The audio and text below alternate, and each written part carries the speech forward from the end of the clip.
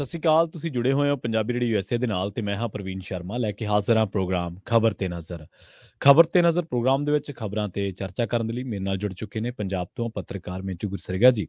ਉਹਨਾਂ ਦਾ ਸਵਾਗਤ ਕਰਦੇ ਹਾਂ ਪਹਿਲਾਂ ਤੇ ਫਿਰ ਕਰਦੇ ਹਾਂ ਖਬਰਾਂ ਤੇ ਚਰਚਾ। ਮੈਨੂੰ ਸਤਿ ਸ਼੍ਰੀ ਅਕਾਲ ਜੀ, ਸਵਾਗਤ ਹੈ ਜੀ ਪੰਜਾਬੀ ਰੇਡੀਓ ਯੂਐਸਏ ਤੇ। ਜੀ ਸ਼ੁਕਰੀਆ ਸਾਰਿਆਂ ਨੂੰ, ਸਤਿ ਸ੍ਰੀ ਅਕਾਲ ਜੀ। ਜੀ ਦੱਸਦੇ ਚੱਲੀਏ ਅੱਜ ਦਿਨ ਸੋਮਵਾਰ ਹੈ, 5 ਦਸੰਬਰ ਹੈ 2022 ਹੈ। ਤੇ ਖਬਰਾਂ ਦੇ ਵੱਲ ਵਧਣ ਤੋਂ ਪਹਿਲਾਂ ਇੱਕ ਨਜ਼ਰ ਸਪਾਂਸਰਸ ਦੇ ਨਾਮ ਦੇ ਉੱਤੇ ਤੇ ਉਹਨਾਂ ਦਾ ਧੰਨਵਾਦ ਜਿਹੜੇ ਜ਼ਰੀਆ ਬਣਦੇ ਨੇ ਇਹਨਾਂ ਪ੍ਰੋਗਰਾਮਾਂ ਨੂੰ ਤੁਹਾਡੇ ਤੱਕ ਪਹੁੰਚਾਉਣ ਦੇ ਲਈ। ਖਾਲਸਾ ਇੰਸ਼ੋਰੈਂਸ ਏਜੰਸੀ ਵਾਲੇ ਪਿਛਲੇ ਕਈ ਦਹਾਕਿਆਂ ਤੋਂ ਇੰਸ਼ੋਰੈਂਸ ਦੇ ਵਿੱਚ ਸ਼ਾਨਦਾਰ ਸੇਵਾਵਾਂ ਦੇਣ ਦੇ ਲਈ ਜਾਣੇ ਜਾਂਦੇ ਨੇ। ਕਿਸੇ ਵੀ ਤਰ੍ਹਾਂ ਦੀ ਇੰਸ਼ੋਰੈਂਸ ਦੇ ਲਈ ਤੁਸੀਂ ਉਹਨਾਂ ਦੇ ਨਾਲ 408 272 2500 ਤੇ ਗੱਲ ਕਰ ਸਕਦੇ ਹੋ। ਟਰਕੀਆਨਾ ਇਮੀਗ੍ਰੇਸ਼ਨ ਲਾ ਫਰਮ ਵਾਲੇ, ਜੇ ਟਰਕੀਆਨਾ ਇਮੀਗ੍ਰੇਸ਼ਨ ਬਾਬਤ ਤੁਹਾਡਾ ਕੋਈ ਸਵਾਲ ਹੈ, ਕੋਈ ਸਲਾਹ ਕਰਨੀ ਹੈ ਤਾਂ ਜੇ ਦੇ ਨਾਲ 415 909 0503 ਤੇ ਗੱਲ ਕੀਤੀ ਜਾ ਸਕਦੀ ਹੈ। GK Dhanota Yuba City, Baljinder Singh Nijjar Woodland, Paramjit Kaur Rangi Vacaville, Harnek Singh Pabla, Indian ਕੰਜ਼ੀਰੈਂਟਨ, ਸਰਬਜੀਤ ਸਿੰਘ ਸ਼ੋਕਰ ਟਰਲਕ, ਜੀਐਨ ਲਿਊ ਵਾਲੇ ਟਰੱਕ ਵਾਸ਼ ਕਰਦੇ ਨੇ, ਆਇਲ ਚੇਂਜ ਵੀ ਕਰਦੇ ਨੇ, ਏਅਰ ਬ੍ਰੇਕਾਂ ਦਾ ਕੰਮ ਤਸੱਲੀ ਬਖਸ਼ ਕਰਵਾ ਸਕਦੇ ਹੋ, ਨਵੇਂ ਪੁਰਾਣੇ ਟਾਇਰ ਵੀ ਇਹਨਾਂ ਤੋਂ ਲੈ ਸਕਦੇ ਹੋ। ਸੈਂਤਾ ਨੇਲਾ ਦੀ ਲੋਕੇਸ਼ਨ ਹੈ, ਨਿਮਾ ਸੋਤਾ ਦੇ ਨਾਲ ਗੱਲ ਕੀਤੀ ਜਾ ਸਕਦੀ ਹੈ 209 277 0113 ਤੇ ਜੱਸੀ ਗਿੱਲ ਬੇਕਰਸਫੀਲਡ ਤੋਂ।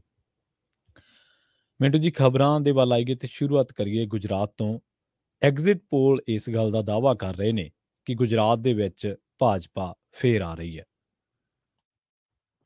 ਜੀ ਦੇਖੋ ਪ੍ਰਵੀਨ ਜੀ, ਗੱਲ ਕੀ ਹੈ ਕਿ ਜਿਹੜੇ ਐਗਜ਼ਿਟ ਪੋਲ ਹੁੰਦੇ ਨੇ ਜਾਂ ਜਿਹੜੇ ਪਹਿਲੇ ਪੋਲ ਹੁੰਦੇ ਨੇ, ਬੇਸਿਕਲੀ ਕੀ ਹੈ ਕਿ ਕੋਈ ਵੀ ਸਟੀਕ ਤਾਂ ਇੰਡੀਆ ਦੇ ਵਿੱਚ ਤੁਸੀਂ ਦੇਖਿਆ ਹੋਣਾ ਕਿ ਉਹ ਵਿਰਲਾ ਹੀ ਜਾਂਦਾ ਆ। ਹਾਂਜੀ ਹਾਂਜੀ। ਉਹਦਾ ਕਾਰਨ ਕੀ ਹੈ ਕਿ ਦੇਖੋ ਕੋਈ ਅੰਦਾਜ਼ਾ ਤੇ ਲੱਗ ਸਕਦਾ, ਸਟੀਕਤਾ ਨਹੀਂ ਹੁੰਦੀ। ਉਹਦਾ ਇੱਕ ਕਾਰਨ ਇਹ ਆ ਕਿ ਜੇ ਆਪਾਂ ਹੁਣ ਕਿਸੇ ਵੀ ਸੂਬੇ ਨੂੰ ਦੇਖਦੇ ਹਾਂ, ਖਾਸ ਤੌਰ ਤੇ ਜਿਵੇਂ ਗੁਜਰਾਤ ਵਰਗਾ ਸੂਬਾ ਹੈ, ਪੰਜਾਬ ਵਰਗਾ ਸੂਬਾ ਹੈ, ਜਾਂ ਕੁਛ ਹੋਰ ਰਾਜਸਥਾਨ ਵਰਗਾ ਸੂਬਾ ਹੈ, ਤਾਂ ਬਹੁਤ ਸਾਰੀ ਵਸੋਂ ਜਿਹੜੀ ਹੈ ਨਾ ਪਿੰਡਾਂ 'ਚ ਚਲੇ ਜਾਂਦੀ ਹੈ, ਦਿਹਾਤ ਏਰੀਏ 'ਚ ਚਲੇ ਜਾਂਦੀ ਆ ਜੀ। ਤਾਂ ਇਸ ਤਰ੍ਹਾਂ ਦੇ ਸਰਵੇ ਜਿਹੜੇ ਹੁੰਦੇ ਨੇ ਜਾਂ ਐਗਜ਼ਿਟ ਪੋਲ ਵਗੈਰਾ, ਉਹ ਹੇਠਾਂ ਜਾ ਕੇ ਨਹੀਂ ਹੁੰਦੇ। ਹਾਂ, ਪਰ ਉੱਤੋਂ ਕਿਤੇ ਨਾ ਕਿਤੇ ਥੋੜਾ ਤਸਵੀਰ ਨੂੰ ਸਪਸ਼ਟ ਜ਼ਰੂਰ ਕਰਨ ਦਾ ਉਹ ਕਈ ਵਾਰ ਕਹਿ ਲਓ ਕਿ ਲਾਗੇ ਬੰਨੇ ਦਾ ਇੱਕ ਕਿਆਫਾ ਦੇ ਦਿੰਦੇ ਨੇ। ਬਹਰਹਾਲ ਅਸੀਂ ਇਹਦੇ ਤੇ ਨਾ ਤਾਂ ਪੂਰਨ ਤੌਰ ਤੇ ਯਕੀਨ ਕਰ ਸਕਦੇ ਹਾਂ ਤੇ ਨਾ ਇਹਨਾਂ ਨੂੰ ਰੱਦ ਕਰ ਸਕਦੇ। ਸਾਡੇ ਕੋਲ ਹੋਰ ਕੋਈ ਚਾਰਾ ਨਹੀਂ। ਪਰ ਖਬਰ ਵੱਡੀ ਹੈ, ਇਸ ਵੇਲੇ ਐਗਜ਼ਿਟ ਪੋਲ ਦੇ ਨਾਲ ਜੁੜੀ ਹੋਈ ਇਹ ਇੱਕ ਤਰ੍ਹਾਂ ਨਾਲ ਕਹਿ ਲਓ ਕਿ ਇਸ ਵੇਲੇ ਇੰਡੀਆ ਦੇ ਵਿੱਚ ਤਰਥੱਲੀ ਮਚਾਉਣ ਵਾਲੀ ਖਬਰ ਆ ਕਿ ਭਾਜਪਾ ਰਿਪੀਟ ਹੋਣ ਜਾ ਰਹੀ ਆ। ਵੈਸੇ ਮੇਰਾ ਵਿਅਕਤੀਗਤ ਵੀ ਮਤਲਬ ਕਿ ਮੰਨਣਾ ਇਹ ਆ ਕਿ ਭਾਜਪਾ ਉੱਥੇ ਬਹੁਤ ਸਟਰੋਂਗ ਪੋਜੀਸ਼ਨ 'ਚ ਹਾਲੇ ਵੀ ਹੈਗੀ ਆ। ਐਂਟੀ ਇਨਕਮਬੈਂਸੀ ਸ਼ਬਦ ਤੇ ਏਦਾਂ ਲੱਗਦਾ ਜਿਵੇਂ ਗੁਜਰਾਤੀ ਭੁੱਲ ਹੀ ਗਏ ਜੀ। ਤੇ ਉਹਨਾਂ ਨੇ ਐਤਕੀ ਬਰਾਬਰੀ ਕਰ ਲੈਣੀ ਆ ਕਾਮਰੇਡਾਂ ਦੀ, ਜੋ ਬੰਗਾਲ ਦੇ ਵਿੱਚ ਉਹਨਾਂ ਦਾ ਰਾਜ ਸੀਗਾ। ਤਾਂ ਬਈ ਬਹੁਤ ਜ਼ਬਰਦਸਤ ਤਰੀਕੇ ਦੇ ਨਾਲ ਉਹ ਫਿਰ ਇੱਕ ਵਾਰੀ ਜਿੱਤ ਲੈਣਗੇ ਗੁਜਰਾਤ ਨੂੰ ਦੁਬਾਰਾ। ਕਿ ਮੁੜ ਕੇ ਲੱਗਦਾ ਹੈ ਇਹ ਹੈ ਕਿ ਕਾਂਗਰਸ ਲਈ ਬਹੁਤ ਵੱਡੀ ਚੁਣੌਤੀ ਹੋ ਜਾਏਗੀ। ਖੈਰ ਇਹਨਾਂ ਚੀਜ਼ਾਂ ਤੇ ਆਪਾਂ ਬਾਅਦ ਚ ਆ ਜਾਂਦੇ ਹਾਂ। ਸਭ ਤੋਂ ਪਹਿਲਾਂ ਆਪਾਂ ਇਕੋਨਮੀ ਦੀ ਝਾਤ ਮਾਰ ਲੈਂਦੇ ਹਾਂ। ਅੱਜ ਤੱਕ ਐਕਸੈਸ ਮਾਈ ਇੰਡੀਆ ਇਹਨਾਂ ਦਾ ਕੀ ਕਹਿੰਦਾ ਐਗਜ਼ਿਟ ਪੋਲ, ਇਹ ਕਹਿ ਰਹੇ ਆ ਵੈਸੇ ਕੁੱਲ ਸੀਟਾਂ ਹੈਗੀਆਂ ਨੇ 182, ਨੋਟ ਕਰ ਲਿਓ, 92 ਚਾਹੀਦੀਆਂ ਨੇ ਸਰਕਾਰ ਬਣਾਉਣ ਵਾਸਤੇ। ਇੱਥੇ ਅੱਜ ਤੱਕ ਵਾਲੇ ਦੇ ਰਹੇ 129 ਤੋਂ 151, 16 ਤੋਂ 30 ਕਾਂਗਰਸ ਨੂੰ ਦੇ ਰਹੇ ਆ, ਭਾਜਪਾ ਨੂੰ 129 ਤੋਂ 151, ਆਮ ਆਦਮੀ ਪਾਰਟੀ ਨੂੰ 9 ਤੋਂ 21 ਤੇ ਅਦਰਸ ਨੂੰ ਦੇ ਰਹੇ ਨੇ 2 ਤੋਂ 6। ਏਬੀਪੀ ਸੀ ਵੋਟਰ, ਇਹ ਕਾਫੀ ਚਰਚਿਤ ਰਹਿੰਦਾ ਸੀ ਵੋਟਰ ਵਾਲਿਆਂ ਦਾ।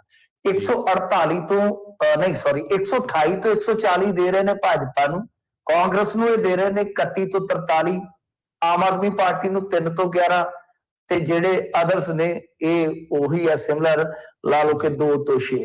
ਰਿਪਬਲਿਕ ਤੇ ਪੀ ਮਾਰਕਿਊ ਇਹਨਾਂ ਦਾ ਸਾਂਝਾ ਹੈ, ਇਹ ਦੇ ਰਹੇ ਨੇ 128 ਤੋਂ 148 ਭਾਜਪਾ, 30 ਤੋਂ 42 ਕਾਂਗਰਸ, 2 ਤੋਂ 10 ਆਪ ਤੇ 0 ਤੋਂ 3 ਅਦਰਸ ਨੂੰ। ਟਾਈਮਜ਼ ਨਾਓ ਇਹ ਵੀ ਕਾਫੀ ਇੰਟਰਸਟਿੰਗ ਰੱਖਦੇ ਨੇ ਅੰਕੜਾ ਆਪਣਾ ਈਟੀਜੀ ਵਾਲੇ। 139 ਭਾਜਪਾ, 30 ਕਾਂਗਰਸ, 11 ਆਪ। 11 ਚ ਕਾਫੀ ਕਹਿ ਲਓ ਕਿ ਵੱਡਾ ਰਸ਼ ਹੋ ਜਾਂਦਾ ਹੈ ਆਮ ਆਦਮੀ ਪਾਰਟੀ ਦਾ। ਅਦਰਸ ਨੂੰ ਇਹ ਵੀ 2 ਚ ਰੱਖਦੇ ਆ। ਇੰਡੀਆ ਨਿਊਜ਼ ਜਨ ਕੀ ਬਾਤ ਇਹ ਵੀ 117 ਤੋਂ 140 ਭਾਜਪਾ, ਕਾਂਗਰਸ ਨੂੰ 51 ਤੋਂ 34, ਆਮ ਆਦਮੀ ਪਾਰਟੀ ਨੂੰ 13 ਤੋਂ 6 ਤੇ ਅਦਰਸ ਨੂੰ ਇਹ ਵੀ 1 ਤੋਂ 2। ਜੀ ਨਿਊਜ਼ ਬਾਰਕ 110 ਤੋਂ 125 ਭਾਜਪਾ, 45 ਤੋਂ 60 ਕਾਂਗਰਸ, 1 ਤੋਂ 5 ਆਪ ਤੇ 0 ਤੋਂ 4 ਆਦਰਸ਼। TV9 ਔਨ ਦਾ ਸਪੋਰਟ ਇਹ 128 ਦੇ ਰਹੇ ਆ ਭਾਜਪਾ ਨੂੰ, 45 ਕਾਂਗਰਸ ਨੂੰ, 4 ਆਪ ਨੂੰ, 5 ਮਤਲਬ ਕਿ ਆਦਰਸ਼ ਨੂੰ। ਨਿਊਜ਼ 24 ਟੁਡੇ ਚਨਕਿਆ, ਇਹ ਚਨਕਿਆ ਵਾਲਿਆਂ ਦਾ ਵੀ ਆਸ-ਪਾਸ ਅੰਕੜਾ ਕਈ ਵਾਰ ਗਿਆ, 150 ਦੇ ਰਹੇ ਆ ਭਾਜਪਾ ਨੂੰ, 19 ਤੇ ਰੱਖ ਰਹੇ ਕਾਂਗਰਸ ਨੂੰ, 11 ਤੇ ਆਪ ਨੂੰ, 2 ਆਦਰਸ਼। ਇੰਡੀਆ ਟੀਵੀ ਉਹ ਵੀ 112 ਤੋਂ 121 ਭਾਜਪਾ, 51 ਤੋਂ 61 ਇਹ ਦੇ ਰਹੇ ਨੇ ਕਾਂਗਰਸ ਨੂੰ, ਤੇ 4 ਤੋਂ 7 ਰੱਖ ਰਹੇ ਨੇ ਆਮ ਆਦਮੀ ਪਾਰਟੀ ਨੂੰ। ਮਤਲਬ ਹੋਰ ਵੀ ਨੇ, ਚਲੋ ਆਪਾਂ ਇਹਨੂੰ ਸੰਖੇਪ ਕਰ ਦਿੰਦੇ ਹਾਂ, ਹੋਰ ਵੀ ਕਈ ਨੇ ਇਹਦੇ ਵਿੱਚ। ਜੇ ਤੁਸੀਂ ਦੇਖੋਗੇ ਤਾਂ ਪੋਲ ਦਾ ਪੋਲ ਕੀ ਕਹਿੰਦਾ, ਮੇਨ ਗੱਲ ਤੇ ਇਹ ਹੈ ਨਾ ਕਿ ਪੋਲ ਦਾ ਪੋਲ ਇਹ ਕਹਿ ਰਿਹਾ ਹੈ ਕਿ ਸਾਰੇ ਪੋਲ ਰਲਾ ਕੇ ਜਿਹੜਾ ਐਵਰੇਜ ਨਿਕਲਦਾ ਹੈ ਕਿ ਭਾਜਪਾ ਜਿਹੜੀ ਹੈ ਉਹ 132 ਤੋਂ 148 ਤੱਕ ਜਾ ਸਕਦੀ ਹੈ, ਕਾਂਗਰਸ ਜਿਹੜੀ ਹੈ ਉਹ ਲਾ ਲਓ ਕਿ 35 ਤੋਂ 50 ਵਾਲੇ ਦਾਇਰੇ 'ਚ ਰਹਿ ਜਾਏਗੀ। ਪੋਲ ਦਾ ਪੋਲ ਤਾਂ ਇਹੋ ਜਿਹਾ ਤਕਰੀਬਨ। ਤੇ ਆਮ ਆਦਮੀ ਪਾਰਟੀ ਨੂੰ ਕੋਈ ਇੱਕਾ ਦੁੱਕਾ ਛੱਡ ਕੇ ਜਿਹੜੇ ਐਗਜ਼ਿਟ ਪੋਲ ਆ, ਬਾਕੀ ਸਾਰੇ 5 ਤੋਂ 10-12 ਸੀਟਾਂ ਦੇ ਰਹੇ ਨੇ। ਇਹ ਇੰਟਰਸਟਿੰਗ ਗੱਲ ਹੈ। ਹੁਣ ਦੇਖੋ ਜਿਹੜਾ ਨੁਕਸਾਨ ਹੋ ਰਿਹਾ ਸਭ ਤੋਂ ਜ਼ਿਆਦਾ ਉਹ ਕਾਂਗਰਸ ਦਾ ਹੀ ਹੋ ਰਿਹਾ, ਕਿਉਂਕਿ ਅੱਗੇ ਵੀ ਇੱਕ ਦਿਨ ਗੱਲ ਕੀਤੀ ਸੀ ਤੁਸਾਂ ਤੇ ਮੈਂ ਤੁਹਾਨੂੰ ਕਿਹਾ ਸੀਗਾ ਕਿ ਕਾਂਗਰਸ ਲਈ ਇਹ ਫਿਕਰਮੰਦੀ ਹੋਏਗੀ ਕਿ ਕੀ ਉਹਨਾਂ ਵਾਸਤੇ ਪਹਿਲਾ ਗੋਲ ਤੇ ਇਹੀ ਹੈ ਨਾ ਕਿ ਕੀ ਪਿਛਲਾ ਪ੍ਰਦਰਸ਼ਨ ਨੂੰ ਦੁਹਰਾ ਪਾਉਣਗੇ 77 ਸੀਟਾਂ ਵਾਲਾ। ਤਾਂ ਇਹ ਕਿਸੇ ਵੀ ਆਪਾਂ ਹੁਣ ਐਗਜ਼ਿਟ ਪੋਲ ਨੂੰ ਮੰਨ ਲਈਏ ਤੇ ਕਿਸੇ ਵੀ ਐਗਜ਼ਿਟ ਪੋਲ ਦੇ ਵਿੱਚ ਉਹ ਨੇੜੇ ਤੇੜੇ ਵੀ ਨਹੀਂ ਜਾ ਰਹੇ, ਤਾਂ ਉਹਨਾਂ ਦਾ ਨੁਕਸਾਨ ਹੋ ਗਿਆ। ਆਮ ਆਦਮੀ ਪਾਰਟੀ ਗੇਨ ਕਰ ਰਹੀ ਹੈ ਜਿੰਨਾ ਵੀ ਕਰ ਰਹੀ ਹੈ, ਜੋ ਵੀ ਉਹਨਾਂ ਦੇ ਪੱਲੇ 2 ਪੈਂਦੀਆਂ, 10 ਪੈਂਦੀਆਂ, 12 ਪੈਂਦੀਆਂ, ਜਿੰਨਾ ਵੀ ਵੋਟ ਪਰਸੈਂਟ ਉਹ ਲੈ ਕੇ ਜਾਂਦੇ ਨੇ।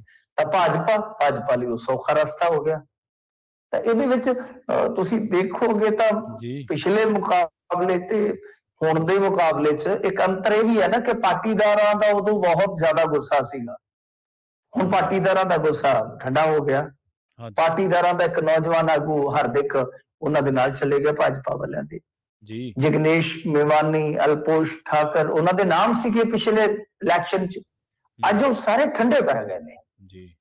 ਦੂਜੀ ਗੱਲ ਕਿ ਕਾਂਗਰਸ ਉੱਥੇ ਇੱਕ ਤਰ੍ਹਾਂ ਨਾਲ ਕਹਿ ਲਓ ਰਨ ਛੋੜ ਬਣ ਗਈ, ਹਿੰਦੀ 'ਚ ਇੱਕ ਸ਼ਬਦ ਇਸਤੇਮਾਲ ਕਰਦੇ ਨੇ ਰਨ ਛੋੜ, ਵੀ ਇੱਕ ਤਰ੍ਹਾਂ ਨਾਲ ਕਹਿ ਲਓ ਕਿ ਉਹਨਾਂ ਦੀ ਜਿਹੜੀ ਕੌਮੀ ਲੀਡਰਸ਼ਿਪ ਹੈ ਉਹ ਰਨ ਛੋੜ ਬਣ ਗਈ। ਉਹਨਾਂ ਨੇ ਉੱਥੇ ਜਾ ਕੇ ਜ਼ੋਰ ਨਹੀਂ ਲਾਇਆ। ਰਾਹੁਲ ਗਾਂਧੀ ਤੇ ਬਿਲਕੁਲ ਹੀ ਸ਼ਾਇਦ ਇਸ ਗੱਲ ਤੋਂ ਜਾਣੂ ਹੋ ਗਏ ਕਿ ਕਿਤੇ ਇੱਕ ਹੋਰ ਠੀਕਰਾ ਨਾ ਮੇਰੇ ਸਿਰ ਭੰਨਿਆ ਜਾਵੇ। ਤਾਂ ਇਹ ਸੰਕੇਤ ਦਿੰਦੇ ਨੇ ਕਿ ਕਾਂਗਰਸ ਵਾਸਤੇ ਬਹੁਤ ਵੱਡੀ ਚੁਣੌਤੀ ਜਿਹੜੀ ਹੈ ਉਹ ਆਈਓ ਰਹਿਣ ਵਾਲੀ ਹੈ ਕਿ ਕੀ ਉਹ ਪਿਛਲੇ ਇਲੈਕਸ਼ਨ ਦੇ ਮੁਕਾਬਲੇ ਆਪਣੀਆਂ ਜਿਹੜੀਆਂ ਸੀਟਾਂ ਨੇ ਉਹ ਘਟਾਉਣਗੇ ਕਿ ਵਧਾਉਣਗੇ। ਜੇ ਉਹ ਇਸ ਚੈਲੰਜ ਦੇ ਵਿੱਚ ਕਿ ਵਧਾ ਨਹੀਂ ਸਕਦੇ ਤੇ ਉਹ ਬਰਕਰਾਰ ਵੀ ਨਹੀਂ ਰੱਖ ਸਕਦੇ, ਘਟਦੇ ਆ, ਤਾਂ ਉਹਨਾਂ ਵਾਸਤੇ ਆਮ ਆਦਮੀ ਪਾਰਟੀ ਇੱਕ ਖਤਰੇ ਦੀ ਘੰਟੀ ਹੈ। ਔਰ ਇਹ ਖਤਰੇ ਦੀ ਘੰਟੀ ਇਹਨਾਂ ਨੇ ਸੁਣੀ ਨਹੀਂ ਕਿਉਂਕਿ ਦੇਖੋ ਤੁਸੀਂ ਸੂਰਤ ਇਲੈਕਸ਼ਨ ਦਾ ਜਿਹੜਾ ਨਿਗਮ ਦਾ ਸੀਗਾ ਉਹਦਾ ਵੀ ਕੱਢ ਲਓ, ਫਿਰ ਇੱਕ ਹੋਰ ਇਲੈਕਸ਼ਨ ਹੋਇਆ ਸੀਗਾ ਉਹ ਵੀ ਸਥਾਨਕ ਸਰਕਾਰਾਂ ਦਾ, ਉਹ ਵੀ ਕੱਢ ਲਓ। ਮਤਲਬ ਕਿ ਆਮ ਆਦਮੀ ਪਾਰਟੀ ਜਗਾਉਂਦੀ ਰਹੀ ਇਹਨਾਂ ਨੂੰ ਕਿ ਜਾਗ ਜਾਓ ਪਿਆਰੇ। ਤਾਂ ਇਹ ਮਤਲਬ ਕਿ ਥੋੜੇ ਅਵੇਸਲੇ ਰਹੇ ਜਿਹਦਾ ਹੁਣ ਖਮਿਆਜ਼ਾ ਇਹਨਾਂ ਘੱਟੋ ਘੱਟ ਐਗਜ਼ਿਟ ਪੋਲਾਂ ਦੇ ਆਧਾਰ ਤੇ ਕਹਿ ਸਕਦੇ ਭੁਗਤਣਾ ਇਹਨਾਂ ਨੂੰ ਪਵੇਗਾ। ਔਰ ਮੇਰਾ ਵੀ ਮੰਨਣਾ ਇਹੀ ਸੀਗਾ, ਮੈਂ ਵਿਅਕਤੀਗਤ ਤੌਰ ਤੇ ਹਾਂ, ਤਾਂ ਮੈਨੂੰ ਵੀ ਲੱਗਦਾ ਸੀਗਾ ਇਹ ਕਿ ਭਾਜਪਾ ਜਿਹੜੀ ਆ ਉੱਥੇ ਫਿਰ ਰਿਪੀਟ ਹੋਏਗੀ। ਤਾਂ ਭਾਜਪਾ ਇਹਨਾਂ ਦੇ ਮੁਤਾਬਕ ਤੇ ਕਹਿ ਰਹੇ ਕਿ ਆ ਰਹੀ ਹੈ ਤਾਂ ਇਹਦਾ ਮਤਲਬ ਇਹ ਹੈ ਕਿ ਕਾਂਗਰਸ ਵਾਸਤੇ ਬਹੁਤ ਵੱਡਾ ਚੈਲੰਜ। ਹਾਂ, ਕਾਂਗਰਸ ਵਾਸਤੇ ਇੱਕ ਰਾਹਤ ਦੀ ਖਬਰ ਇਹ ਆ ਕਿ ਹਿਮਾਚਲ ਦੇ ਵਿੱਚ ਨੈਕ ਟੂ ਨੈਕ ਫਾਈਟ ਹੈ। ਸਾਰੇ ਜਿੰਨੇ ਤੁਸੀਂ ਐਗਜ਼ਿਟ ਪੋਲ ਵੇਖੋਗੇ ਸਾਰੀ ਨੈਕ ਟੂ ਨੈਕ ਦੱਸ ਰਹੇ। ਤਾਂ ਮੈਂ ਉਹ ਨੈਕ ਟੂ ਨੈਕ ਨੂੰ ਮੰਨ ਰਿਹਾ ਕਿ ਅੱਜ ਵੀ ਕਾਂਗਰਸ ਉੱਥੇ ਕਿਤੇ ਨਾ ਕਿਤੇ ਫਾਇਦੇ 'ਚ ਆ। ਕਾਂਗਰਸ ਉਮੀਦ ਕੀਤੀ ਜਾ ਸਕਦੀ ਹੈ ਕਿ ਉੱਥੇ ਬਾਜੀ ਪਲਟ ਸਕਦੀ ਹੈ, ਬਾਕੀ ਨਤੀਜੇ ਤੈਅ ਕਰਨਗੇ। ਅੱਛਾ, ਐਗਜ਼ਿਟ ਪੋਲ ਇਸ ਤਰ੍ਹਾਂ ਦੇ ਕਿਸੇ ਨੂੰ ਵੀ ਨਾਰਾਜ਼ ਨਹੀਂ ਕਰ ਰਿਹਾ ਤੇ ਉਧਰੋਂ ਐਮਸੀਡੀ ਦੇ ਇਲੈਕਸ਼ਨ ਬਾਰੇ ਕਹਿ ਰਿਹਾ ਕਿ ਆਮ ਆਦਮੀ ਪਾਰਟੀ ਇੱਕ ਤਰਫਾ ਜਿੱਤ ਲੈ ਜਾਏਗੀ, ਮਤਲਬ ਕਿ ਤਿੰਨਾਂ ਪਾਰਟੀਆਂ ਨੂੰ ਕਿਤੇ ਨਾ ਕਿਤੇ ਤਰਵਾਸ ਹੈ ਜੀ। ਕਾਂਗਰਸ ਬਾਰੇ ਹਿਮਾਚਲ 'ਚ ਤਾਂ ਪਹਿਲਾਂ ਵੀ ਆਪਾਂ ਚਰਚਾ ਕੀਤੀ ਸੀ ਮਿੰਟੂ ਜੀ ਇੱਕ ਦਿਨ, ਜਿਸ ਦਿਨ ਤੁਸੀਂ ਜ਼ਿਕਰ ਕੀਤਾ ਸੀਗਾ ਕਿ ਉੱਥੇ ਫਾਈਟ ਹੈ, ਤਕੜੀ ਫਾਈਟ ਦੇ ਰਹੀ ਹੈ ਕਾਂਗਰਸ। ਵੈਸੇ ਵੀ ਮੇਰੇ ਖਿਆਲ ਜੇ ਮੈਂ ਗਲਤ ਨਾ ਹੋਵਾਂ ਤਾਂ ਹਿਮਾਚਲ ਦੇ ਵਿੱਚ ਰਿਪੀਟ ਕੋਈ ਸਰਕਾਰ ਨਹੀਂ ਹੋਈ ਅਜੇ ਤੱਕ। ਬਿਲਕੁਲ ਰਿਕਾਰਡ ਹੈ, ਇਹ ਰਿਕਾਰਡ ਹੈ। ਜਿਵੇਂ ਆਪਣੇ ਇੱਥੇ ਉਹ ਰਿਕਾਰਡ ਤੋੜਿਆ ਸੀ ਅਕਾਲੀਆਂ ਨੇ, ਇੱਕ ਵਾਰੀ ਉਹਨਾਂ ਦੇ ਇੱਕ ਵਾਰੀ ਉਹਨਾਂ ਦੇ।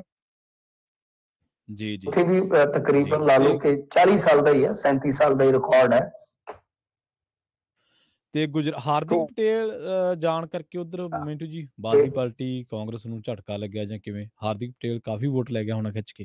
ਤੇ ਬਿਲਕੁਲ ਹਾਰਦਿਕ ਪਟੇਲ ਪਾਟੀਦਾਰ, ਵੈਸੇ ਪਾਟੀਦਾਰ ਨਾ ਇੱਕ ਸਮਾਜ ਹੈ ਉੱਥੇ ਦਾ, ਜੀ ਜੀ ਪਾਟੀਦਾਰ ਹੈ, ਤਾਂ ਪਾਟੀਦਾਰਾਂ ਦੀ ਵੋਟ ਜੀ ਬਹੁਤ ਹੈ। ਪਾਟੀਦਾਰ ਤਕਰੀਬਨ 77 ਸੀਟਾਂ ਤੇ ਅਸਰ ਪਾਉਂਦੇ ਨੇ। ਜੀ ਜੀ ਪਿਛਲੇ ਇਲੈਕਸ਼ਨ 'ਚ ਉਹਨਾਂ ਦਾ ਗੁੱਸਾ ਮੋਦੀ ਸਰਕਾਰ ਕੇਂਦਰ ਦੀ ਜਾਂ ਲੋਕ ਦੀ ਜਿਹੜੀ ਭਾਜਪਾ ਸੀ ਉਹਦੇ ਖਿਲਾਫ ਸੀ, ਪਰ ਹੌਲੀ ਹੌਲੀ ਉਹ ਚੀਜ਼ਾਂ ਫਿਰ ਤੁਹਾਨੂੰ ਪਤਾ ਨਾ ਠੀਕ ਹੋ ਜਾਂਦੀਆਂ, ਤੇ ਉਹ ਜਿਹੜਾ ਸੀ ਇੱਧਰ ਉੱਧਰ ਘੁੰਮਣ ਤੋਂ ਬਾਅਦ ਫਿਰ ਉਹ ਇਹਨਾਂ ਸੀ ਆ ਕੇ ਕਰ ਗਿਆ ਹੁੰਦਾ, ਇਲੈਕਸ਼ਨ ਲੜ ਰਿਹਾ ਕਿ ਸੋ ਕਈ ਚੀਜ਼ਾਂ ਨੇ। ਜੇ ਤੁਸੀਂ ਦੇਖੋ, ਮੇਰਾ ਤਾਂ ਮੰਨਣਾ ਇਹ ਹੈ, ਮਾਫ ਕਰਨਾ, ਪਤਾ ਨਹੀਂ ਮੈਂ ਸਹੀ ਸਾਬਤ ਹੋਵਾਂ ਜਾਂ हाँ ਗਲਤ। जी ਤੁਸੀਂ ਦੇਖੋ ਜਦੋਂ ਡਾਟਾ ਆਏਗਾ ਨਾ, ਪੂਰਾ ਡਾਟਾ ਤੁਸੀਂ ਉਹ ਰਿਸਰਚ ਕਰਿਓ ਉਹਦੇ ਤੇ, हाँ जी ਮੈਨੂੰ ਇਹ ਲੱਗਦਾ ਹੈ ਕਿ ਕੋਈ 8-10% ਮੁਸਲਮਾਨ ਵੀ ਵੋਟ ਕਰੇਗਾ ਭਾਈ। जी जी ਵੇਖਣ ਵਾਲੀ ਚੀਜ਼ ਹੋਊਗੀ। ਹਾਂਜੀ ਹਾਂਜੀ, ਇਹ ਡਾਟਾ ਨੂੰ ਐਨਾਲਾਈਜ਼ ਕਰਨ ਦਾ ਵਿਸ਼ਾ ਹੋਏਗਾ। ਪਰ ਮੈਂ को देख रहे हैं, जिन्हों को ਅਸੀਂ ਦ੍ਰਿਸ਼ਟਾਂਤ ਔਰ ਬਹੁਤ ਜ਼ਿਆਦਾ ਨੇ, ਜੇ ਤੁਸੀਂ ਉਥੋਂ ਦਾ ਲੋਕਲ ਦੇਖੋਗੇ, ਚੁਣਾਵੀ ਸਮੀਕਰਨ ਦੇਖੋਗੇ ਕਿ ਕਿਸ ਤਰ੍ਹਾਂ ਮਿਸ਼ਨ ਸਮੀਕਰਨ ਆਉਂਦਾ ਹੈ, ਉਹਦੇ ਵਿੱਚ ਜਾਤਾਂ ਨੇ, ਜਿਵੇਂ ਆਪਣੇ ਇੱਧਰ ਬਹੁਤ ਜ਼ਿਆਦਾ ਜਾਤਾਂ ਉਪ ਜਾਤਾਂ ਆ ਜਾਂਦੀਆਂ ਨੇ, ਏਦਾਂ ਉੱਥੇ ਵੀ। ਉਹ ਮਤਲਬ ਕਿ ਜੇ ਤੁਸੀਂ ਦੇਖੋਗੇ ਤਾਂ ਓਵਰਆਲ ਉਹ ਭਾਜਪਾ ਨੇ ਹਰੇਕ ਵਰਗ ਵਿੱਚ ਜਾ ਕੇ, ਹਰੇਕ ਜਾ ਕੇ ਉਹਨਾਂ ਨੇ ਕਿਤੇ ਕਿਤੇ ਆਪਣੀ ਪੈਠ ਬਣਾਈ ਹੈ। ਜੀ ਜੀ ਮਿੰਟੂ ਜੀ, ਅਗਲੀ ਖਬਰ ਦੇ ਵੱਲ ਵਧ ਕੇ ਆਪਾਂ ਤੇ ਗੱਲ ਰੁਖ ਕਰੀਏ ਪੰਜਾਬ ਦਾ। ਗੁਰਾਇਆਂ ਦੇ ਵਿੱਚ ਗੁਰੂ ਘਰ ਦੇ ਵਿੱਚ ਬੇਅਦਬੀ ਹੋਈ ਹੈ, ਦੋਵੇਂ ਦੋਸ਼ੀ ਫੜ ਲਏ ਗਏ ਆ ਜੀ। ਹਾਂ ਦੇਖੋ, ਇਹ ਬੜੀ ਮਾੜੀ ਘਟਨਾ ਵਾਪਰੀ। ਇਹ ਮਾਮਲਾ ਜਿਹੜਾ ਸਮਝ ਨਹੀਂ ਆ ਰਿਹਾ ਕਿ ਕਿੱਦਾਂ ਸਭ ਕੁਝ ਹੋਈ ਆ। ਤਾਂ ਇਹ ਦੇਖੋ, ਮੇਰੀਆਂ ਰਿਪੋਰਟਾਂ ਬਈ 12:30 ਵਜੇ ਇਹ ਐਂਟਰ ਹੋਏ ਨੇ, ਮਨਸੂਰ ਪਿੰਡ ਹੈ। ਇਹ ਦੋ ਜਿਹੜੇ ਵਿੱਚ ਦਾਖਲ ਹੋ ਕੇ ਫਿਰ ਉਹ ਇਹ ਕੁਝ ਖਿਲਾਰਾ ਵੀ ਗੁਰੂ ਘਰ ਦੀ ਗੋਲਕ ਨੂੰ ਵੀ ਤੋੜਨ ਦਾ ਯਤਨ ਕਰ ਰਹੇ ਨੇ, ਜੋ ਨਿੱਜੀ ਕੋ ਟੀਵੀ ਦੇਖ ਰਹੇ ਆ। ਤੜਕੇ 5 ਤੁਸੀਂ ਹਿਸਾਬ ਲਾ ਲਓ ਕਿ 12:30 ਤੇ ਕਿੱਥੇ 5 ਵਜੇ ਐਗਜ਼ੈਕਟ ਜੀ। ਬਾਬਾ ਜੀ ਆਉਂਦੇ ਨੇ ਰੂਟੀਨ ਦੇ ਵਿੱਚ, ਤੁਹਾਨੂੰ ਪਤਾ ਹੀ ਹੈ, ਜਿਵੇਂ ਸਵੇਰੇ ਜਪਜੀ ਪਾਠ ਹੋ, ਤਾਂ ਫਿਰ ਇਹਨਾਂ ਚੋਂ ਇੱਕ ਬੰਦਾ ਹਮਲਾ ਵੀ ਕਰਦਾ ਹੈ। ਅੱਛਾ। ਪਰ ਬਾਬਾ ਜੀ ਤਗੜੇ ਸਨ, ਮਤਲਬ ਕਿ ਹਿੰਮਤ ਨਹੀਂ ਆ ਰਹੀ, ਉਹਨਾਂ ਨੇ ਮੁਕਾਬਲਾ ਕੀਤਾ, ਇੱਕ ਨੂੰ ਉਹਨੇ ਫੜ ਹੀ ਲਿਆ, ਸ੍ਰੀ ਸਾਹਿਬ ਕੱਢ ਲਿਆ, ਉਹਨਾਂ ਨੇ ਮੁਕਾਬਲਾ ਕੀਤਾ ਬੜਾ ਜ਼ਬਰਦਸਤ। ਤੇ ਉਸ ਤੋਂ ਬਾਅਦ ਇੱਕ ਨੂੰ ਪਿੰਡ ਵਾਲਿਆਂ ਨੇ ਘੇਰ ਲਿਆ ਤੇ ਪਿੰਡ ਵਾਲਿਆਂ ਨੇ ਫੜ ਲਿਆ। ਅੱਛਾ, ਸ਼ਾਮ ਤੱਕ ਇਹ ਸੀ ਸੂਰਤ ਹਾਲ ਪ੍ਰਵੀਨ ਜੀ, ਉੱਥੇ ਬਹੁਤ ਇਕੱਠ ਹੋ ਗਿਆ, ਕਿਉਂਕਿ ਦੇਖੋ ਵਿਜ਼ੂਅਲ ਅੱਜ ਕੱਲ ਤੁਹਾਨੂੰ ਪਤਾ ਸਾਹਮਣੇ ਆ ਜਾਂਦੇ, 2015 ਤੋਂ ਲੈ ਕੇ ਹੁਣ ਤੱਕ ਬਹੁਤ ਕੁਝ ਬਦਲ ਗਿਆ ਵਾ। ਉਹ ਜਿਹੜੀਆਂ ਤਸਵੀਰਾਂ ਹੁੰਦੀਆਂ ਨੇ ਉਹ ਫਿਰ ਭਾਵਨਾਵਾਂ ਨੂੰ ਤੇ ਆਹਤ ਕਰਦੀਆਂ ਨੇ, ਆਹਤ ਕੀ ਬਲੂੰਦਰਦੀਆਂ ਨੇ। ਜੀ ਜੀ। ਤਾਂ ਉਹ ਉੱਥੇ ਦੱਸਦੇ ਆ ਹੁਣ ਕਥਿਤ ਤੌਰ ਤੇ ਕਿ ਕੋਈ ਤੰਬਾਕੂ ਵੀ ਸੇਵਨ ਕਰ ਰਹੇ ਸਨ, ਮਤਲਬ ਕਿ ਹੁਣ ਮੈਂ ਸ਼ਬਦ ਹੀ ਨਹੀਂ ਇਸਤੇਮਾਲ ਕਰ ਪਾ ਰਿਹਾ, ਥੁੱਕਿਆ ਵੀ ਆ ਜੀ ਤੰਬਾਕੂ ਸੇਵਨ ਤੋਂ ਬਾਅਦ। ਤੋਂ ਇਸ ਤਰ੍ਹਾਂ ਦੀਆਂ ਗੱਲਾਂ ਜਿਹੜੀਆਂ ਸਾਹਮਣੇ ਆਈਆਂ, ਤਾਂ ਇਕੱਠ ਬਹੁਤ ਹੋ ਗਿਆ, ਪੁਲਿਸ ਵੀ ਬੜੀ ਆ ਉੱਥੇ ਸ਼ਾਮ ਤੱਕ। ਹੁਣ ਬਾਅਦ ਚ ਪਤਾ ਨਹੀਂ ਕੀ ਨਿਬੜਿਆ ਜਾਂ ਕੀ ਹਿਸਾਬ ਕਿਤਾਬ ਉੱਥੇ ਚੱਲਦਾ ਪਿਆ ਵਾ, ਪਰ ਉੱਥੇ ਕੀ ਹੈ ਕਿ ਇੱਕ ਬੰਦਾ ਇਹਨਾਂ ਨੇ ਤਾੜਿਆ ਹੋਇਆ ਅੰਦਰ, ਤੇ ਇਹ ਪਿੰਡ ਵਾਲੇ ਕਹਿੰਦੇ ਵੀ ਪਹਿਲਾਂ ਸਾਨੂੰ ਫਿਰ ਤੁਹਾਨੂੰ ਦੇਵਾਂਗੇ, ਤੁਹਾਡੇ ਕਰਾਂਗੇ। ਤੁਹਾਨੂੰ ਪਤਾ ਪੁਲਿਸ ਕਿਤੇ ਕਿਤੇ ਥੋੜੀ ਜਿਹੀ ਰਹਿੰਦੀ ਹੈ ਸੁਕੰਨੀ, ਕਿਉਂਕਿ ਇੱਕ ਘਟਨਾ ਅੱਗੇ ਇਸ ਤਰ੍ਹਾਂ ਦੀ ਵਾਪਰ ਗਈ ਸੀਗੀ, ਭੀੜ ਨੇ ਉਹ ਇੱਕ ਮਾਰ ਦਿੱਤਾ ਸੀਗਾ, ਬਾਅਦ ਦੇ ਵਿੱਚ ਉਹਦੀਆਂ ਕੁਝ ਵੀਡੀਓ ਨਿਕਲ ਆਈਆਂ, ਤਾਂ ਮਾਮਲਾ ਕੁਝ ਹੋਰ ਦਿਸ਼ਾ ਅਖਤਿਆਰ ਕਰ ਗਿਆ। ਤਾਂ ਇੱਥੇ ਹੁਣ ਉਹ ਸਾਰਾ ਕੁਝ ਹੈ ਜਿਹੜਾ ਨਾ ਵਾਪਰੇ, ਪੁਲਿਸ ਵਾਹ ਤਾਂ ਲਾ ਰਹੀ ਹੈ, ਪਰ ਇਕੱਠ ਬਹੁਤ ਹੈ, ਇਕੱਠ ਸ਼ਾਮ ਤੱਕ ਬਹੁਤ ਸੀ ਤਸਵੀਰਾਂ